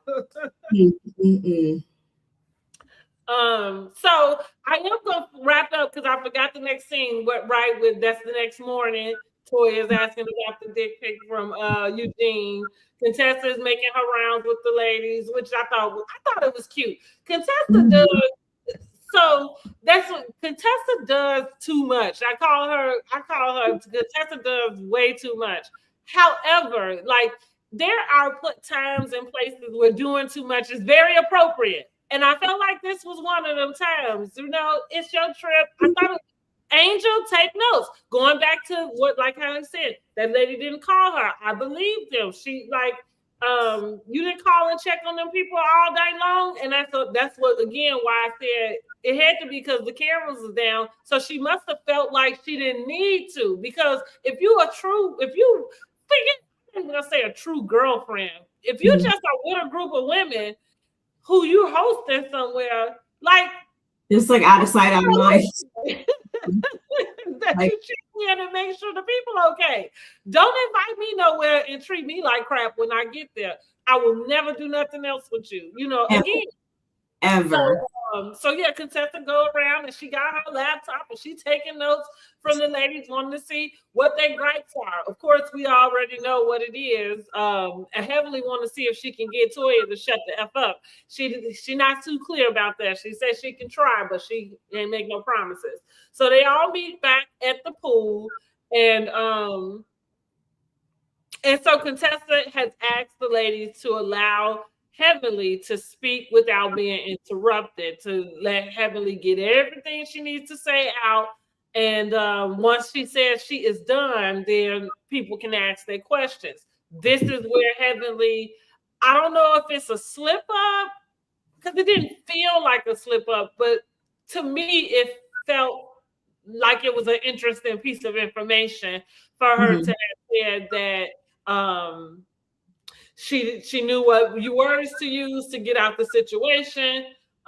She said she was unhinged, aggressive, something else. And then, of course, they didn't let her get it all out. Toya did interject, which Dr. Mimi had to interject back because Toya now want to talk about her gripe with Heavenly, saying, and I think that's because she is focused on taking up for Simone. So because her and Simone both have the similar feelings, like you can always tell when the people that ganged up, right? So they have similar feelings about Heavenly, so they have the same type of grievances with Heavenly. And so Mimi cut in like, well, hey, listen, we was trying to get her and Simone together. Like, we're going to have to get your issue on the back end. In the midst of that, Heavenly goes over to Simone, and now she's offering an apology to Simone. I thought that was strange because I felt like as soon as you said I knew what words to use to get myself out of it, I would have expected the apology to come after that. Like, I'm really sorry about doing that because I realized that I took that too far and that I didn't have to do that type of deal. I don't know, but that wasn't what was going on. And that's really how that ends with Heavenly trying to plead with Simone and let her know how sorry she is and that she didn't mean it. And I think that's where we at. So what would you rate the episode this? On a scale of like 1 to 10, I would say I would give it like a 7.5. Yeah, I think I'm still about the same, about 7. Like I said, I think Married to Medicine is always pretty even keel. I think it's a great show. I don't think it gets the recognition it should. Right. But obviously every episode can't be a 10, which is totally fine. And I'm okay with not hearing about certain beefs anymore. I do feel like when it comes back to Heavenly and Simone, like, no, I don't think you guys are friends or people that will ever be truly friends. And I think the same thing could be said for Simone and Jackie, quite honestly. I don't think they'll ever be the same again. Mm-hmm. And all of that is okay. Yeah. Yeah. And you know what? Like, to your point, some of this stuff is okay in a sense because that's life. I think, I've thought about this of friendships, even relationships in general, right? We put so much value on time with a person. And sometimes you spend a lot of time with somebody that you weren't supposed to be spending that much time with. You know what I'm saying? I think that, like, and this is probably something I've just come into being 45, going through, my life transitions. There's some friends that I've had for 20 years. It's some relationships that didn't, we've ended. We had a long run and now we don't, have the same relationship. And what I realized, I remember when I was young, so I've had to work through maybe, I guess maybe abandonment issues might be appropriate to say. And what that means is like, so I had the habit of staying in a lot of places way too long. And really because I did put the value of, I've known this person this long, or, you know what I mean? Just kind of trying to hold on to the relationship because I think I carried this thing of feeling like, that I have done something wrong if we didn't, you know what I mean? And so now I understand, because what I understand too is life. I'm evolving. Everybody is evolving. And so sometimes like the version of us that got along, I'm not that girl anymore. You know what I mean? And so it makes sense that in this stage, that maybe we wouldn't hold the same relationship. You know what I mean? Absolutely. So I had to get to where there's a different way that I look at relationship and approach it sometimes. You know what I mean? So going back to the clingy friends, that's why I don't really need a clingy friend. I need a friend that's a friend. You know what I mean? So that means, if we follow each other on social media, you're not going to use social media to feel like you're in touch with me. You're going to be in touch with me. You know what I'm saying? Mm-hmm. Like at some point. I need a friend that's a friend. I value loyalty. I value honesty, and so again, that looks different because what I'm saying now was not the things that I really valued before. Before I just valued how long you're gonna be here. You know what I'm saying? Mm-hmm. And so, I'm using that for Jackie and Simone because it feels like that's the type of attachment they have. But if you need because I would agree that Jackie, it would be nice to see her have a conversation with Heavenly that doesn't sound like she is coddling heavily. Okay. Because I think Heavenly sometimes needs to get it as good as she gives. Somebody needs to be that flat out raw with her about her behavior. You know what I'm saying? Mm-hmm. Jackie ain't the one to do it. She too, unless she is completely different in private, right? Which, I mean, low key, I think she probably can be at that, because I say that because of her response to Buffy and certain little, her talk on Heavenly's Live. I think that has a lot to do with who the real Jackie is, but that's neither here nor there. Well, and I think Toya makes a point of saying, like, we don't really get to see Dr. Jackie in that element very much. So it feels like you might be right. Like, it's something that the girls or the ladies know, but it's something that we don't get to see. But here's the thing. I'm okay with that, because what I understand about Jackie, like, Jackie is the pulled up girl. She not gonna let let you see her out of character in public. You know what I mean? Like, she just gives me that anything that interesting there anyway that's in the shadows to make me be like, oh my God, I need to know what the real Jackie is. No, it's probably her being in those moments that we saw. Yeah, you're right. Back there, like, she's not out here living a whole double life. That's interesting. Exactly. It's just no.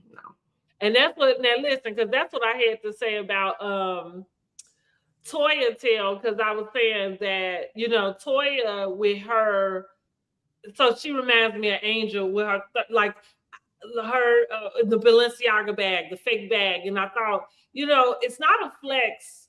Like, it doesn't matter that Heavenly is carrying a fake bag or not. We know that she can go and buy her one or two. Like, always says she's the first person to say, like, yeah, I shouldn't have worn that. I look a mess, or I'm not a fashion girl. I don't like. Yeah. And I don't blame her for going to Amazon and getting the dupe. We all have that dupe, right? Like, we all got that one. I not care. But I'm like, for her and her attachment to these labels, I feel like Toya has let the ladies make her feel bad about being a stay-at-home mom. And I hate that for her, because I think that's where the things where she has to do that to help validate. Annoying. Yeah. And so this is my gig for Dr. Jackie and Toya. Somebody let me get a clip to her.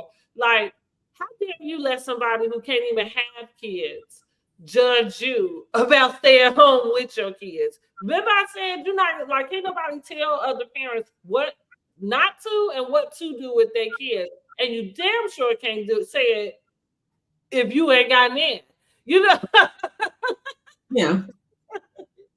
Yeah, I think. And I feel like being a stay-at-home mom, like, we don't talk, well, because this might sound anti-feminist, but it's not. That's because I raised kids and I understand. Like, being a stay-at-home mom is a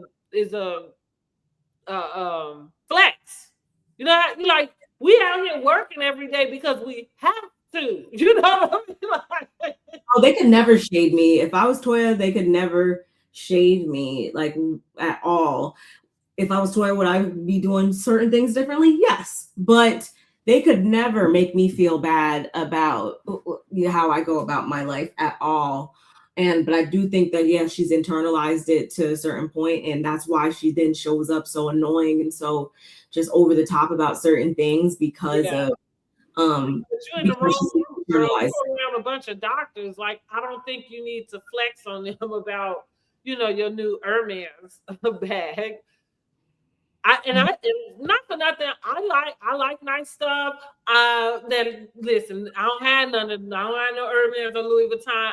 I'm a Coach girly, okay? Always have been. And listen, Red Lobster is my favorite restaurant. I always joke and say, I don't care how many high scale restaurants I go to, I'ma always love Red Lobster. I remember where I came from, and the same with Coach. I'm always going to be a Coach girl. Absolutely.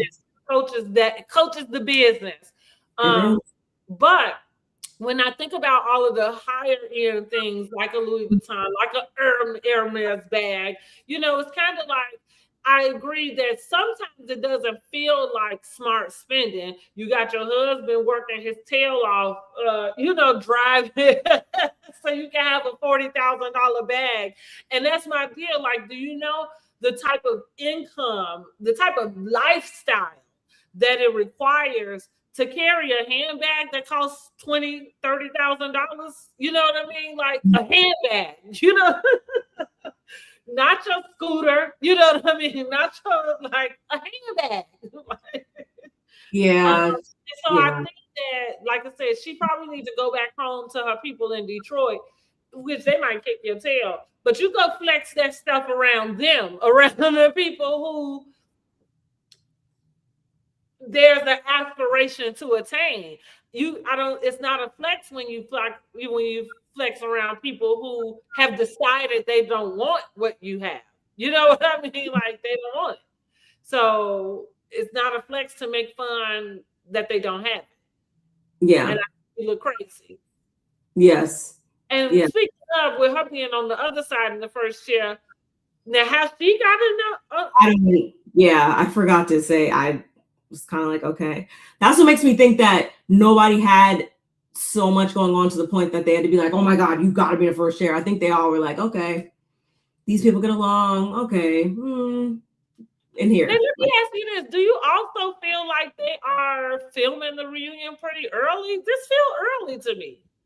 I think this every time on every show that they do it way too early. But yeah, before when we were talking, I was trying to look it up and see how many episodes we're supposed to get this season, but I wasn't able to find it because 9. I'm assuming we at least get 14, right? Yeah. So I was thinking 5 more episodes. That's still kind of early to do a reunion. Yeah. I wondered that because I thought, dang, they filming it already. Plus, I'm assuming nothing new is coming out tomorrow because of Super Bowl. So right, yeah. Which makes it even more interesting. Like, I think we watched the precursor to Quad and King's breakup right in our face. Thanks, Kate from England. Thanks for joining. Okay, I don't know what that is. Okay.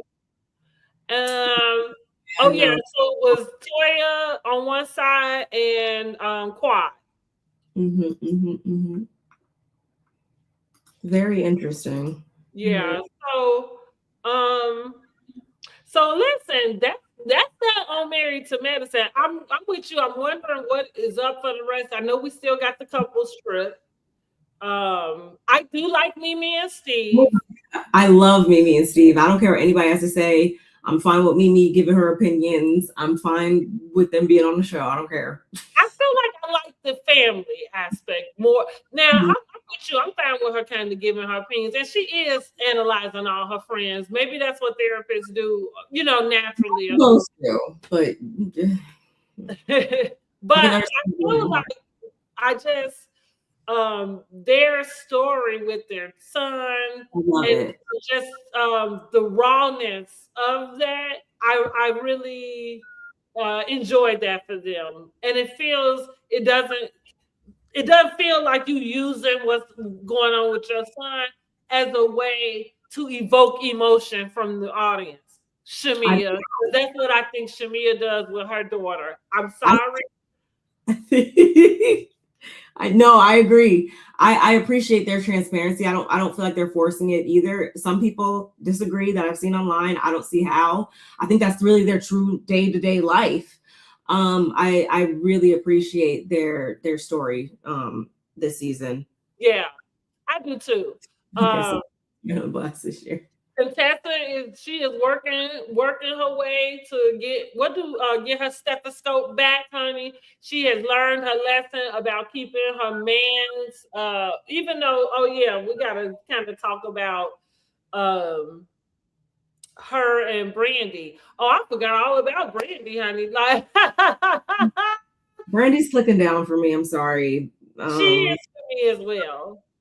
They're talking about Mimi being such a butt kisser, but I feel like Brandy's doing that same exact thing and coming in judging people always having something negative to say about Heavenly, placing blame on Heavenly for being the starter of everything. But a lot of these issues type of opinion.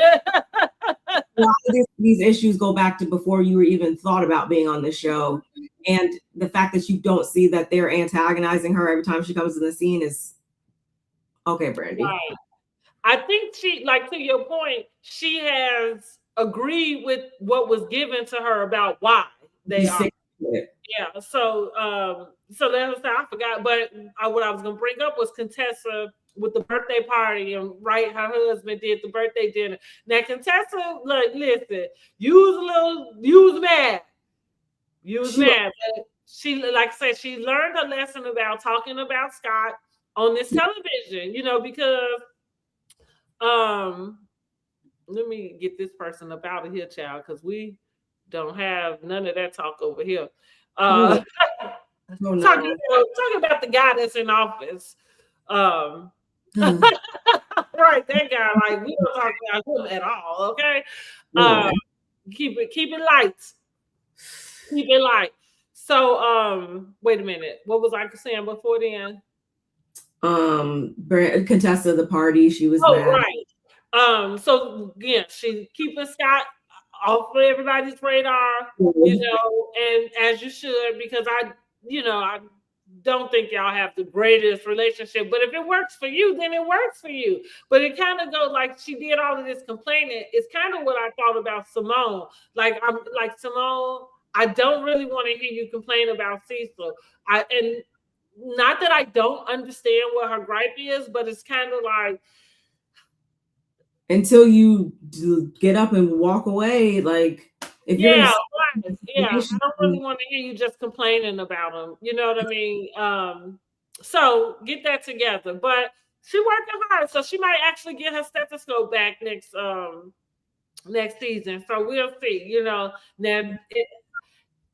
Contessa has been a breath of fresh air so far. I think, like I said, with the trip, I'm giving her props because I really do think she does a lot, and she usually kind of works my nerves. But she is in the right place in the right time for this trip. She is what we needed for the trip. Yeah. So good, congratulations again. Now let's talk about this interview with Karen. And Andy, did you watch that? I did. Oh man, I did. That was it was interesting, to say the least. I will say, when I first watched it, I was like, oh, get this, what? You're lying. Oh my God. When I rewatched it, I did find more truth in certain things, but I still feel like, one, it was too soon. Two, I don't think that she sat with it long enough and is really able to say that she's fully healed. I know that's hard for a person who's not in that person's shoes to say, but I feel like with this dating back to 20 plus years or whatever, I really think that it's going to take a lot more time. And the fact that she thinks that she was equipped enough to then, like, help other people in there through their stuff and stuff, it's like, no, like, you need to fully be the patient right now.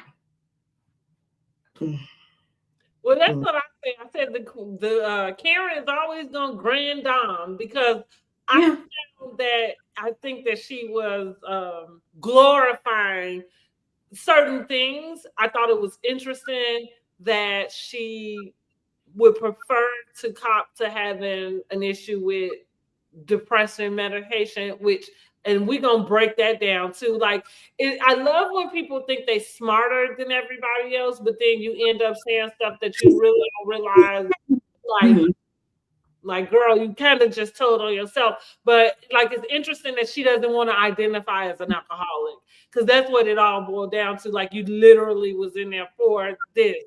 However, she wanted to point out about her medicine. And like you said, she kept doing that. This was 20 years ago. 20 years ago, my kids said that I had a problem, or thought that I did. 20 years ago, and it was, it's way that she presented it to us like, oh, this, like this happened so long ago, and it's like, but girl, like this is like last year, you know what I mean? Like that you just almost wrapped yourself around the tree, and then you want us to believe that it's because of depression medication that you have upped yourself. Now, listen, I'm not saying that she is not doing both, but what I'm saying is I don't know. There's not much medication you can get from a doctor that tells you that you can't drink alcohol while you taking the medicine. Mm-hmm. Even if it's not for impairment of your brain, it's about the medicine just not even fucking working. Right? Like, because you mixing it with alcohol. So like antibiotics, for instance, is is something that you are not supposed to drink alcohol when you take it. No, you're right. I completely I didn't look at it. I didn't even think about that though at the same time, because regardless of how much the dosage was or whatever, that still would be perfectly okay to do by itself. So regardless, the alcohol is the problem. Wow. Ooh, yeah. I don't know. Like, as much as you trying to explain it to us like we crazy. See, that's what I'm saying. Like I guess I was being gaslit and I didn't even know until right now. Like she gaslighting the whole doggone internet, and that's like you said, it's 20 years ago. It's like, girl, do you realize that was just 2 years ago that you just got caught up on that video? Now I did believe, because I knew it wasn't no way. I said, ain't no way Karen saw that video and didn't take a plea deal. I know damn well she didn't. Karen is in denial. That is true. She definitely is. And then the play up about like you said, it sounded like she basically was saying that she was organizing the meetings. And I thought to myself, because that's whoa, how did we get here? It's like, that's not y'all don't see the tape either, clearly. But here's what I thought. That's grand diamond, like making something a little more grander than it is. Because I think the question was like, how did she get released early? And so she said that she volunteered, right? And it's like, girl, now I spent a weekend in the jail, but I ain't never been to prison where I had to stay there.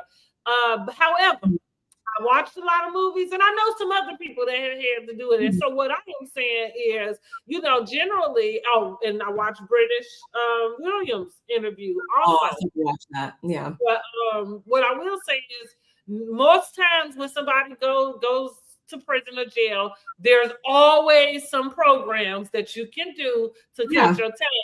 It's always a drug and alcohol program. Most people, whether they feel like they got a problem with drugs and alcohol or not, are going to do the program because of the time that it'll take from, whatever, from the time that you have to serve.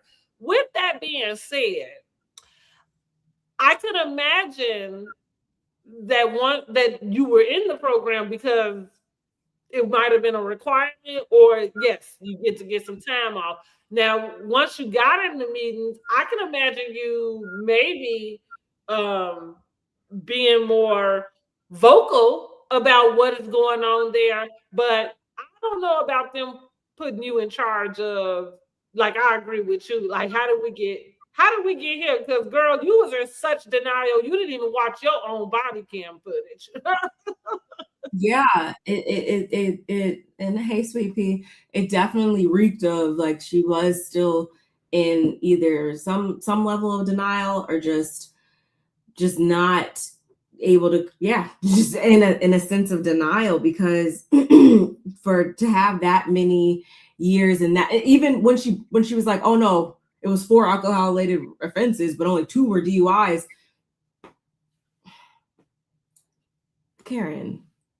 It's like you said, it's kind of like, I like to tell people this when they, talk about the devil is in the details. That's the type of stuff that we're talking about. Like, now you want to get nitpicky with the detail of it, and it all boiled down to the same thing. I don't care how you slice it. Now, I tell people, because I drink, And sometimes I might drink a little too much. Now, what I don't do is get in the car, However, I'm not gonna be so snooty and act like I've never made a decision about something that I should not have, right? But is that something that I do on a regular basis? Absolutely not. However, my idea, like I had a friend who recently had something similar, got a DUI, and so my idea is this: one could be a fluke, right? You know what I'm saying? But when you start to talk about 2 and 3 and 4, and it would have been more. You just those ones you got caught. Correct. Because correct. You know what I mean? And so it's like that would indicate that there is some sort of problem or something wrong with your judgment or your decision making or something. You know what I mean? She was like, "Oh, when I watched that, yeah, I'm thinking nuts. Like that couldn't have been like me. Like that. Like she was removing herself from being in the literally in the driver's seat, no pun intended. Like she was removing herself from sitting in the problem. Like you got to really dig deep and get down in there. Like this is deeply rooted into you, not like she's acting like she had like a body double. Like no, both of them were right. Like you're very ill, and then you can get to a place of being healthy, but it's still ill you and healthy you. Like it's not two different right. So like a disassociation. Yes, she's very associated, and that makes me concerned, and it also makes me concerned too. Just being realistic, this type of show, this type of platform, it definitely thrives on alcohol. Like there's alcohol like all the time, all around and stuff like that. So I am a little curious and concerned about how she's going to respond being back in that environment. No, do I see the ladies trying to shove alcohol down her throat or something? No, not like that, but it can be tempting. Have you watched New York Housewives? Because that's what, for me, I think it reminds me of Luann. I was in and out. So yes. It reminds me of Luann, especially after that happened with her, and then when she came back, like she, and I think at this point, I think Luann is drinking now, like she, like how Karen said she's in what does she call it, lifetime recovery? Yeah, I'm in lifetime recovery, like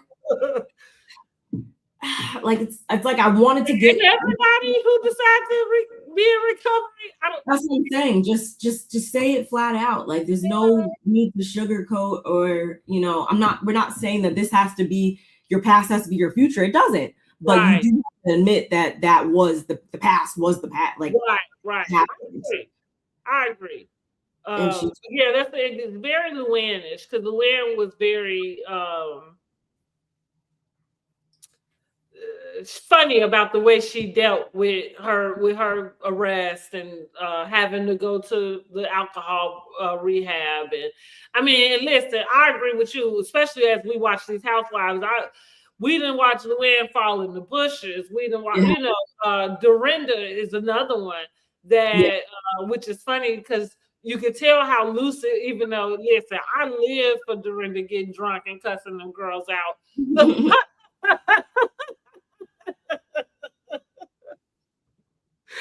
Because baby, she was gonna do it every time. Yeah. I am. She was gonna do it every time, get drunk and tell everybody off. Like, and I think, and not for nothing, I feel like there was a humanness in it. Like, because I don't know about nobody else's family, but it's like sometimes you have families that sometimes you got a person who might get a little too soft stuff, and honey, like you said, that is your ass. Absolutely. So it sounded like it felt familiar and funny, like and funny, but however, because it's not funny when it comes to like where it's being harmful, you know what I mean, in life. And so Dorinda won't ever admit it because that's why she always say, I was put on pause, but I think she never really wanted to admit that like the drinking had really got out of control for her. We all could see it on that show. You know what I mean? Like, and again, not that nobody does, like, you're the only one that's gotten drunk, because that's not true. Leah had the same issue. You know, with the torches on the when they was on where the Hamptons and stuff, like she went all crazy. Then again, it was entertainment. But when you kind of think about it, go back, it's kind of like, you know what I'm saying? Like, yeah, the difference is that she was okay with saying that she has a problem, you know, drinking, that she probably should not be drinking. But Dorinda is never gonna tell you that, honey. Dorinda is never gonna tell you that. And so her and Luann got into it because Luann wanted to call her out about her drinking. So, you know, because she was newly sober. So anyhow, that's what it just, Karen puts me in the mind frame of those two. So I think that's this. I would be interested to see what she adds to the reunion when we do see that. And I got to know what her deal is with Wendy. Like, why does she have such a hard on for Wendy? Like, what did Wendy really do to her for real? I know it's going to be something stupid. So I'm like, yes, just hurry up and come out and tell us, because nothing that we've seen thus far has shown us anything. Hey sis, nothing has that she's done has shown us anything that would justify this type of reaction. I have no idea. We have no idea what it could possibly be, but it better be something good. But I know it's not going to be. Girl, it's not. And so I think that's kind of it for me. I'm just ready to get to the reunion so we can see, like, I know that Wendy not going to be able to answer too many questions about the situation, but you know, I'd love to just see what kind of update it is we are going to get about it. I would love her opinion about the way the season unfolded, in addition to now having the charges, because I feel like there was a lot of things for me that didn't age well. The renovation on the house, her walking through the house with like she was, you know, what's the lady name from Dynasty? You know. Yeah, there was certain things that I feel like wouldn't have made it to the final edit had she not been in this situation. Even like her debit card, her forgetting her PIN number to her debit card, like that would not have been so significant if this didn't happen. And that's why it makes this even more bittersweet, that it's been her best season. And it just sucks that it's going to turn out this way, because she decided to. People sound like they know what they're talking about. Now, I keep saying, I'm like, now she's sitting up chuckling at everybody else like she knows something we don't. The only thing I can think of is the house did get. But here's the deal. Here's what I'm not even going to pretend. If you file different claims with different insurance carriers for the same stuff, then you did what they said you did. It's just as simple as that, right? Like the way it's been presented to us, and from everything that we've read, it looks really damning. We see innocent until proven guilty. This is only alleged. Like we don't know. We're not lawyers, but it looks. I feel like if they got different claims with different insurance companies, like the email. That's what I'm saying. That's what I mean. It's kind of like, okay, well, that's exactly what insurance fraud is. Like that, you know what I mean? Like that. Like it looks horrible. Like it looks horrendous. Like that is the very definition, and you got 5 degrees, Miss Thing. So I know you know that. Like, it looks so bad, and it sucks so bad to know that you're facing 15 years in jail. Who was you trying to keep up with around? That's what it comes down to. It just highlights, I feel like, insecurities that we kind of have seen within her over these past couple seasons, of her trying to fit into and appease and make herself present herself a certain way in front of people who don't care about you at all. At all. It's funny because Giselle been running them girls since the show came on, and she still run them. And I'm gonna tell y'all this, Giselle, I'm indifferent when it comes to Giselle, right? And what I mean by that is I had not disliked her, but she had not been like a favorite of mine. I'm just Giselle shows up as Giselle, and I'm okay with that, right? And like what she has under her belt that can't nobody understand, and I guess that's why everybody want to be her friend, is that she has a I don't give a F, right, about nothing nobody over there thinking, nothing nobody over here thinking. The network loves her. So the network loves her. Exactly. Well, and that's because you can keep up the stuff, and again, and everybody wants to be your friend. Like it just, even down to Angel, who you called a catfish to her face, and here she is trying to appease you. I'll go to her trip where she say, "Oh, I got the Moscow Mule because I knew that was your favorite drink." Now, see, instead of splitting them girls up, you could have just made sure you didn't have no Moscow Mule for her because you knew that that's what she was going to be looking for. Even though that would have been bad hosting, but I'm just saying, like the fact that you and definitely going back to she created these things to make it sound like she was so intentional and thoughtful about what she was doing, and yet it all went to shit, and it's all because you want to be that girlfriend. And Wendy is in heaven this season because her and Giselle are good. And that has been gross to watch. And not because I ever want the girls, because don't get me wrong, I don't want to continue to see the same tired old beefs.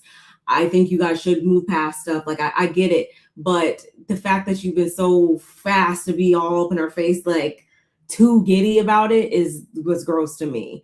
And playing this and actually playing into the mean girl antics has been like not cute, Wendy. I agree. And not for nothing, because you are a grown ass woman. And I'm like, and you have a lot of credentials that I don't know, I don't understand why you need that. You know what I mean? But again, so I'm saying this to say Giselle came out as one of the favorites for me this season. Oh. Yeah, she did. I feel like she, called everything out. I agreed with most of the stuff she was calling. No. I now that you mention it, yes. And that's what's so annoying for me is like I haven't had anything to really get upset with her about because it's so easy for her to be her. Exactly. Angel, especially. Like I can't even be upset about the most of the stuff she did on the trip. I can't be upset about because I would be the same way. I'd be pissed. That's right. And maybe she didn't have to talk to the girl that way. No, on the plane to Angel. Like she don't need to come back because she can't think quick enough on her feet. Because like you could have put her off that plane and told her to go get her own ride to where y'all was going. That might have been something. Angel responds 10 business days after something happened. And that's not gonna work on this type of show. Yeah. Like you got to be quicker than that. Yeah. And everybody's been saying, how do you feel about Stacey? I love Stacey. Stacey was my favorite from her first season. And what I love about Stacey is I don't know if she had acting like I don't know how she knew how to come in and just play the game. I think Stacey has had one of the best first season housewives that most first season housewives will have. I think she had the best. And even with the whole TJ thing, it's kind of like the whole stuff that she get caught up in with the ladies, like them calling her a liar. Like the stuff she lying about, like we don't care. So it's like it only bother y'all as the castmates, but I think she's a fan favorite, and I think that bothers the people. But I think it's really because she has done a good job of she pivots whatever they bring to them. She plays into it, going back to what Angel couldn't do. Like, you know what I mean? With the whole, like even the catfish or even the eviction. conversation. You know, it was kind of like, girl, you smart enough to know that they just using the word because nobody wants anybody to come and be like, you've been evicted, right? No, I believe that. I feel the same way. Stacey's cool. I do feel like she does need to give just a little bit more truth, though, which will allow her to not wind up in situations like we saw in the last to last episode. Okay, well, I can't wait for just a little bit more. Be on this phone from Monique to Stacey. I think I never want to hear about like Chris Samuels again because he's like not significant to this show at all anymore. I feel like every single time, and even with Giselle, like she's so quick to want to continue to bring up Chris, and I love how Stacey flips it back on her every time. It's like, I don't know where Chris is. I know where Timo is. Like, right. I love playing that. And yes, I agree. I do think that she's had one of the best first seasons that we've seen in modern Housewives days, and since I don't even know the last time, quite honestly. I'm with you. She came probably since, let's say, like a Portia. You know, I could see it. Yeah, it's been a long time. And I'm not a Claudia fan. However, Angel taking her place as having the worst season for a first time. Angela from Atlanta had a pretty good first season, I would say. Oh yeah, she did. You're right, Angela Oakley, she did. But Stacey Trump. Stacey like. Stacey Trump her first season. But you're right, Angela did have a good first season introduction too. Portia Mia. But anyhow, can't wait for the girls to come back so we can start talking about them again and seeing where they at. And let's see if Shamia is gonna tone down and bring us something similar to what we used to seeing. Like what was so confusing with her really quick though, y'all, was that like you realize we've been watching you on this show, even if it wasn't as a main character. So when she showed up, it was like, who this woman? Because that's not the girl. I thought you was a more, down to earth, down home. Again, not meaning that you didn't have all the grand things, but the girl who I'm looking at in the confessionals, that's who this girl? That's not you. I can't. The way she showed up on her first season is, I can't. Really? Like, I really did not want her to come back. Honestly, I didn't think she needed. I'm with you. I wasn't excited to see her, but I was open to it.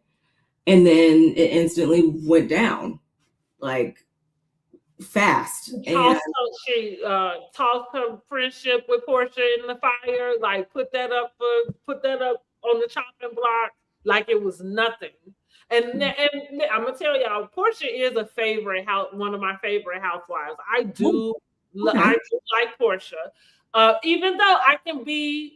And if I'm not going to be biased, I can tell you about it. But I can be open about the ones that I like too.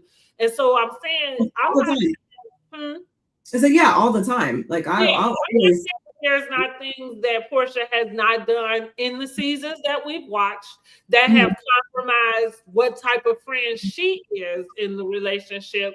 But going back to saying, like I said about Cecil and Simone, because I think it doesn't matter. The relationship is the same. Like, I think there was always a dynamic between the two of them that probably existed way before Housewives, you know what I'm saying? And so once Shamia came onto the cast, it felt like Shamia felt like she had something to prove. And so with that, like in those newbies, because I all of the reviews I did about Atlanta last season, y'all will hear me say, Shamia is the worst type of friend. There's no way practically strangers should be coming to you, right? And being able to get information out of you about your friendship from a girl you've been friends with for 20 years. Like, that stuff you're not even supposed to be discussing with these people. You know? No. What do you mean? she wanted to have a new girls alliance. Is that what she said? That's exactly what she said. It was funny because she tried to convince Portia that Portia was in the alliance too. And I'm thinking, like, you don't even realize how much that doesn't make sense. Portia was the OG coming back to the season. Why would she need an alliance with any of you? It was so cringy. It was very cringe. And so that, even though I know, because Portia gets a lot of hate, and so a lot of people really was blaming, Portia, and I kept pointing. It wasn't till the end, because I clocked Shamia early in the season. I did. I clocked. You know what? I'm gonna tell you exactly when I clocked it. It might have been episode 2. Not episode 2. Episode 2. They went somewhere. I can't even remember. They went somewhere. They was on a sprinter or something. And I remember at the top of the episode, Shamia was and Portia was in the bathroom. They was talking. But by the time, so everybody was getting ready. Like I said, they went somewhere. I can't remember where they was at. But everybody's getting ready to go on the sprinter. So everybody's on the sprinter. Shamia gets on last. When she gets on, she walks to the back of that sprinter, sits down, and at some point breaks out into tears. So of course everybody's like, "What's wrong?" And so she ends up the situation with the ex-boyfriend, I think, or something. Somebody had reached out to her or something. Yeah. I thought it was the oddest thing that something like that your best friend would have been closer in proximity of knowing this instance and whatever, all the players involved and everything. I thought it was interesting that you was able to go break down and cry in front of these strangers about a topic that was so devastating. I mean, because that's the way you explained it to us. You know what I mean? And so I clocked it. I clocked her then. And again, I know editing is what it is, and so I can't always follow that the scenes are given to us in the order in which they are filmed, in a sense. However, I thought it was odd that she didn't go to her best friend specifically with that information, even if it was in the midst of the whole group finding out. That didn't make sense to me. And so what I end up realizing is that she's doing whatever she can, to keep the attention, to be the head honcho. And somebody had set her up for that. And maybe it was because of the house. Maybe it was because, of finding out whatever this fortune that she, but, so I think she just really was an attention seeker. As opposed to coming in as the girl we already knew. Like, that's what I'm saying. Like, you didn't have to prove anything. You know what I'm saying? Like, but what you did prove is that friends of should never be made main cast. If you get to be, and second, Marlo was the first one that kind of proved it. But yeah, if you come on Housewives as a friend of, especially if you come on past a second or third season, you don't ever need to come on as a main cast. Because I feel, and which is in the pudding, because that would say to me, you're not bringing enough anyway to be part of the main cast, right? If you come on as a friend first season, if you doing the thing, then you should come back as main cast your next season. I could see that. I do feel like, for some, Atlanta has a bad rap at this point for promoting people that shouldn't be promoted.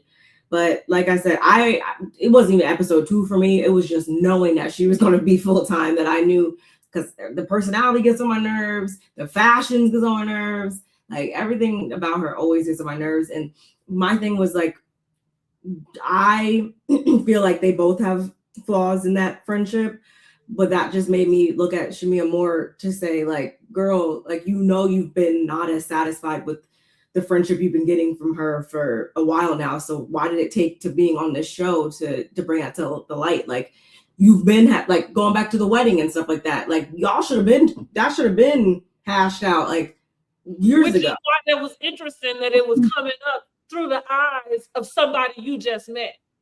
Yeah. You know, because you're right. Because I agree with you. That means you've been sitting up here with this all this time. That's weird. That's a friend you have to watch out for, right? That's like you said, it's been a decade. So, and even with, like I say, I'm taking up a portion. Probably it might sound that way, but I feel that way in my real life. Like you've been sitting on this for 10 years, and here's my thing. Like a friend of mine, you can't bring me something from a decade ago and then want me to handle it with the same care. You know what I'm saying? Like, because if you've been a weirdo, then I'm gonna think you full of shit. You know, like if you come and bring me something from a decade, I'm gonna think you're a weirdo because you should have told me then, and why have you just been sitting on this? Exactly. We're cool, but we're not, obviously. So, but we'll see what they bring in, honey. We'll see. We'll have to get together when Atlanta comes on. It probably won't come on till like the summer though. Like, absolutely. So listen, Club California said Giselle lives in privilege in her mind at all times. I feel like you might have a point about that. Yeah, she does. I don't know much about pretty privilege. Listen, and the reason it's funny because that's a twofold. It's like maybe I do. I remember making this comment about I don't know how long it had been, but I had never known that you were supposed to pay for drinks on the flight. Something going on. I was like, oh, like they charge you for drinks.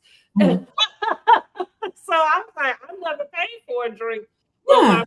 For whatever reason, I've always gotten drinks on the flight, but they never came back. Except for this last time, my son got married in DR, and girl, we was on Frontier.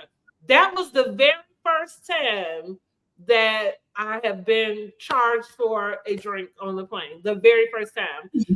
So when I'm saying that to say, like, I have always made fun. I would always tell my girlfriends, like, when I go out, you want to come out with me because I don't pay for anything. I know that's right. It used to be that way. I must have had a very flirty and because I don't think I have that same thing going on today. Oh, stop. But and listen, when the Super Bowl, I'm in Indianapolis, so when the Super Bowl was out here, I had a coworker come out, and we went out. That's what when we got back to work, that's what she told. She was like, "We didn't pay for nothing." Everybody was just like, "Yeah, like." Fine by me. Fine by me. Different places, so it wasn't like it was me and her. So it wasn't like I was with like a man that you know what I mean. I'm dating nothing. No, it's just regular. We went to the Japanese place. The man bought our food and bought our sake. You know, hey, you know. So I say that to I don't know. Here, is it her fault that she's in pretty privilege? I think it's everybody else's problem. I think that's a society problem that they would treat you any type of way based off of the proximity of how they like the way you look. You know what I'm saying? But above anything else with her, it's just like her character and the way that she's shown up in certain situations and some of the things she said. For instance, going back to Wendy not caring about her being assaulted, like because she doesn't like her. It's just above all else, it's those types of instances that made me look at her weird. If if somebody knows how to leverage their looks out here and use them as their commodity to get, what they want or to get places that they want in life, then yeah, I mean, that's their business beyond that. But I don't think she does. I think it just comes to her. Like, I don't see Giselle and I could be wrong, so y'all let me know. I don't view Giselle as somebody who is purposely doing the things that they put on her. You know, I do think okay, messy, yes. You know what I'm saying? Like messy, yeah. But I think that's kind of like a girl thing, like a gossipy or like I don't think they got anything to do with the pretty part of it. I think she just is. Well, let me say this: she an AKA, right? I've always thought that AKAs were like stuck up.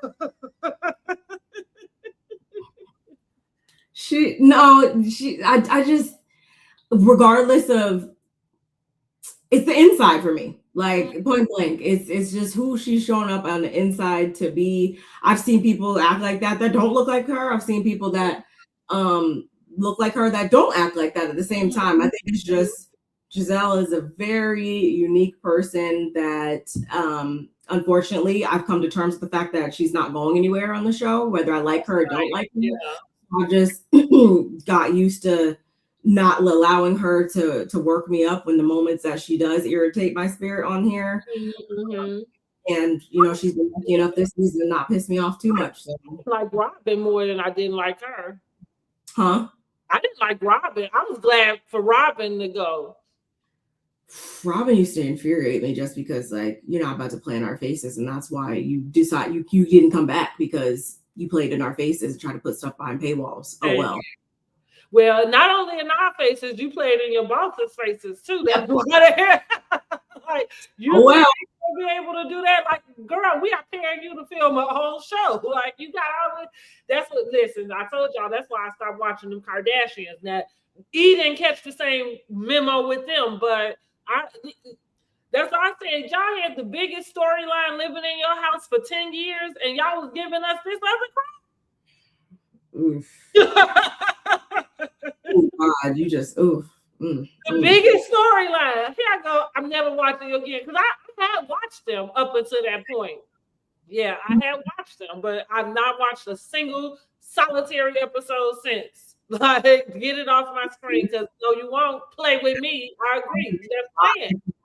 That's a lot to cut out, because talk about how you couldn't believe it when I watched him on that Barbara Walters special, and I said, "Say what about Hell on Wheels?" My God. Oof. You've been upstairs doing this the whole time. And I was so like, and I understand, like, it's so funny going back to that. I know people had different things to say about his plastic surgery and stuff, but none of that ever. I don't know. I didn't correlate those two things. I thought we were talking. I thought you were talking about Kanye. Oh. Like, I thought you were talking about him and, like, just everything that. In general. No, I didn't see. Yeah. When he was on there, when I was watching, they was just friends. I think she was married. She had married that basketball player for the 40 days or whatever. Yeah, they're definitely. I mean, yeah, but that just goes to show that people will show up differently depending on depending on the dynamic and stuff like that. Yeah, definitely different types of reality, and there's different levels to reality. Exactly. Right. Yep. So we got through. That's good. Y'all got a nice, good long show. Okay. We're gonna do some more collabs. We're gonna figure out some nice schedules. So listen, we are going to do Real Housewives of Potomac season 10 Housewife Awards. As a matter of fact, let me just tell y'all some of the categories. So make sure you are subscribed so you can go over to the community tab and place your vote on the poll. So we are going to have, and we're going to do this for each housewife. So it happens to be Potomac now because Potomac season is wrapping up. And so we're going to talk about just which housewife came out with in different categories. Okay, I finally found it. So we're going to have the MVP of the season, which we got Giselle, Ashley, and Stacey as the nominees for the MVP of the season. So you go ahead, make sure you go over there and vote. We're going to have villain of the season, because you can't have the MVP without the villain, okay? Now, Giselle is in that also, because we know they love to hate Giselle, honey. Wendy, and also Ashley, okay? Yep. And we have our reunion prediction, which is like who is going to kind of take the reunion, right? Which Karen is in that category, Wendy and Angel, of course, right? Yep. The best read of the season.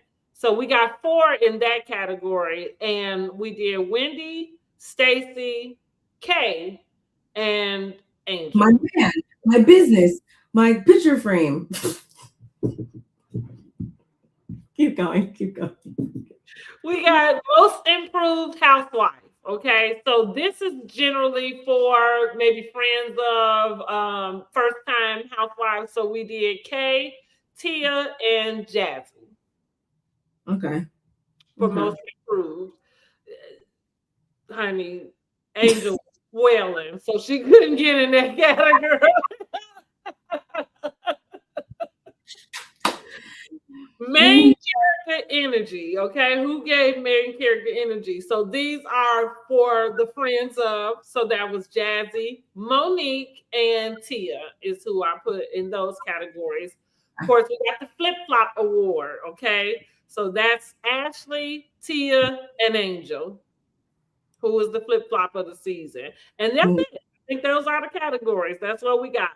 Yes, y'all. Definitely come vote. It's gonna be fun. I'm so excited. I can't wait.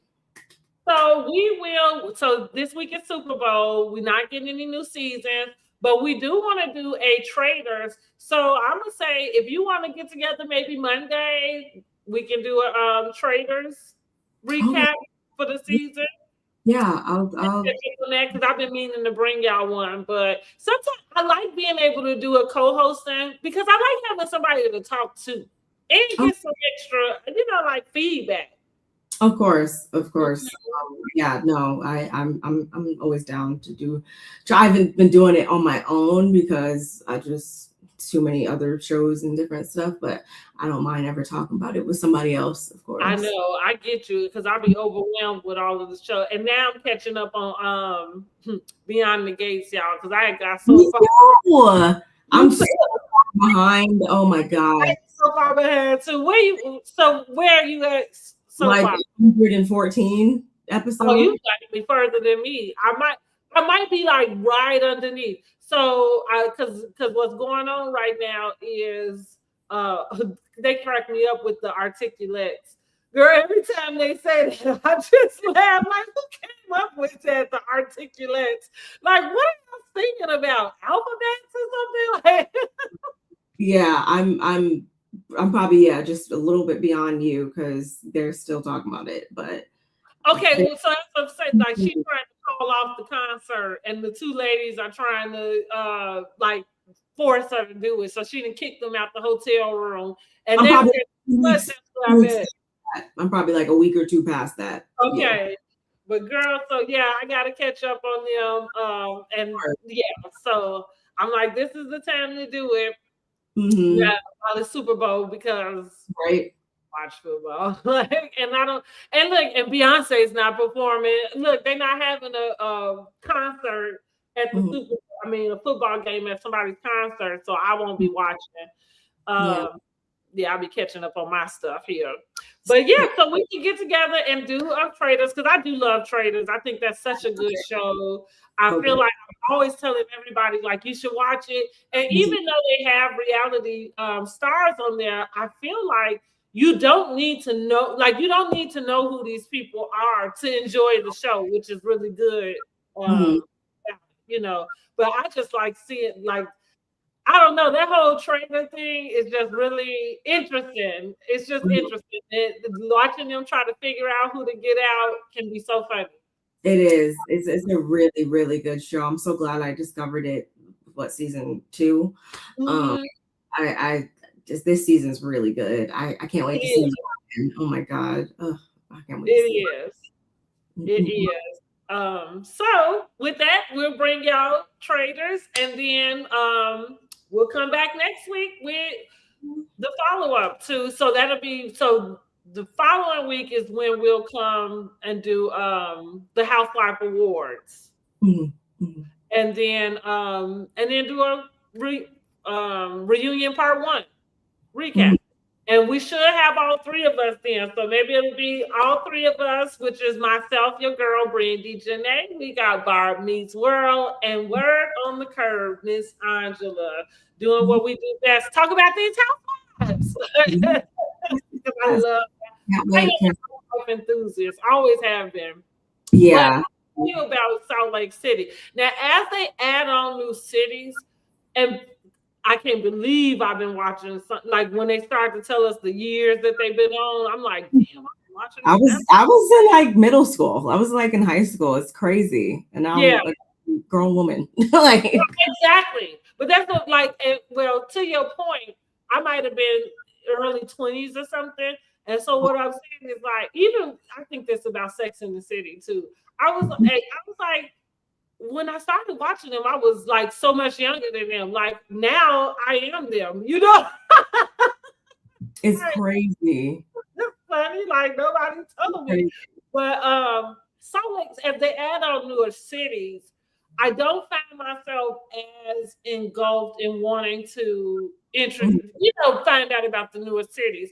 I did watch Salt Lake City. I was okay with Salt Lake City, but the Mary thing, here's what throws me off. I don't like for nobody to appear like y'all just don't let. I did watch that documentary, and the lady said it in there because she made a good point. Y'all brought her back, and we just gonna ignore everything. You know what I mean? That was being talked about prior to. We allow her to come back in with a whole new persona. I can't get with it. Now she quirky and she makes some funny stuff, but I can't get with it. So I found myself checked out for them the whole season. I say I might just go in because I saw that they did the reunion. So I said, well, maybe I'll just kind of catch up on it one day and watch it all and see what's what. But sometimes they will argue, like, it'd be way too petty for me. That's what I enjoy, though, especially about them. They're honestly probably, if not my favorite on right now, then like they're up there because it just feels fresh with them a lot of times. Even though it is superficial a lot of times, I'd rather that than the low down drag out, like get people's husbands fired from jobs. Like, I'd much rather that than anything opposite. Of course, certain people piss me off this season, as they do every season, but I'd be lying if I said I'm not going to tune in again next season. So right. Mm-hmm. Well, maybe, like I said, once I catch up on it, maybe we can do a full season recap for them too. Because you funny, I do remember they are interesting. Because who knew that was going on in Utah? Like, it's who knew? Y'all kicking up shit out here. But like I said, I think that Mary coming back, because I watched last season and I was just like, this is weird to me, I can see why you say that. I get it. I can't, like, I'm not gonna pretend like I don't know what I know, So, but it is what it is because it's everywhere. And now they got Rhode Island coming out. I'm not sure how I feel about that, but I'm sure I'll just tune in for the sake of. I'm gonna tune in. I don't know if I'm gonna be able to tell anybody apart, but I'm gonna tune in. Right, that's what I see. Everybody is joking about. They all look alike. They do. And then what else? I had something that. Oh, I did watch the new. Here I go. The new Shahs of Sunset that they renamed the Persian Valley or something. Yeah, I have it like saved. I still haven't gotten a chance to watch it. I heard it's good, but I never watched the original, so I was never. I watched Shahs of Sunset. I liked it. I like them. I like Family Karma. I don't know why they don't bring things about. What? Bravo. Now listen, this between us, okay? Bravo play too many games. Like, because I noticed for Beverly Hills, they started putting the girls watch what happens after the episode. Yes. Why y'all not doing that for our shows?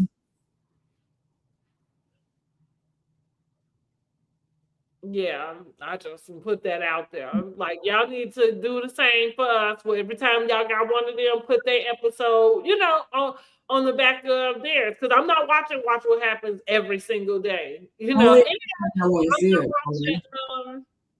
don't watch the after shows either. I do, but I don't watch Watch What Happens Live unless it's somebody I want to see.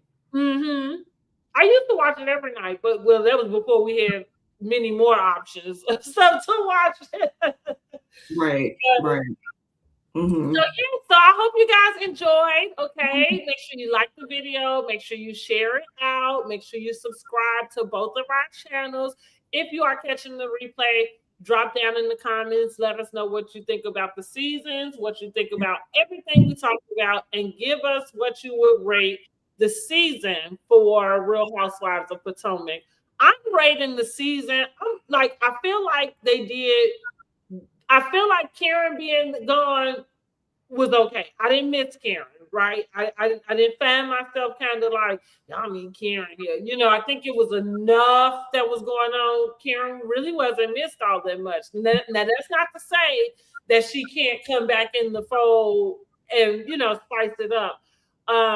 But much like Married to Medicine, they just have like a steady movement. Outside of the trip, I think and they gave Angel 4 episodes for that trip. Now, if they sabotaged her, that was how by letting that shit go for 4 episodes. But then again, I thought about it. That told us a very telling sign of what they had to give. It reminded me of Atlanta, Marlo's trip, where they spent half the episode in the driveway. Yeah. We did not need to leave off on that trip at all. It didn't need to be that many parts. I did find myself missing Karen maybe like the first 1 or 2 episodes, or just from familiarity, I think. But then after, once the stuff got going, I wasn't like, oh my God, Karen. Mm-hmm. Interested to see how she integrates back into the group reunion. But all in all, I would give the season like a 7.5. I guess that's the number for tonight. That's the magic number. Yep, I'm about the same. I'm about a 7. It's been steady. It's been steady. Poor Angel.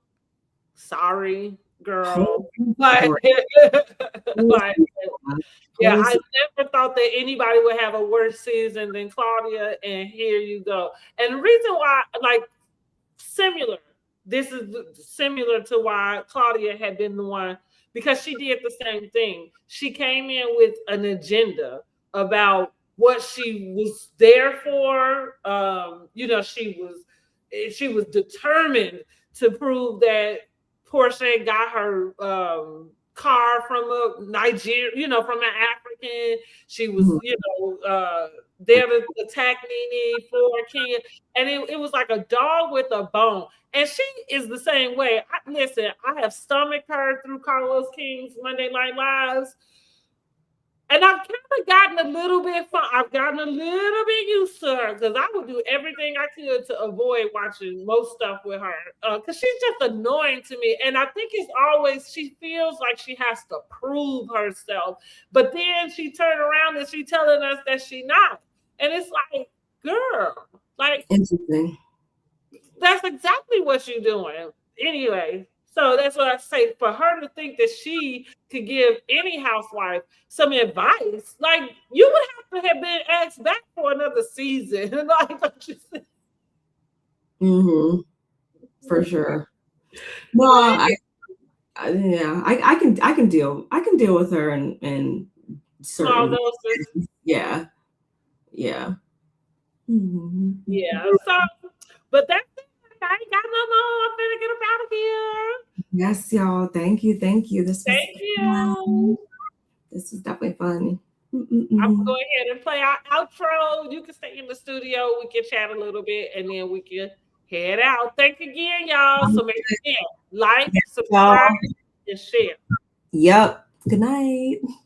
Good night.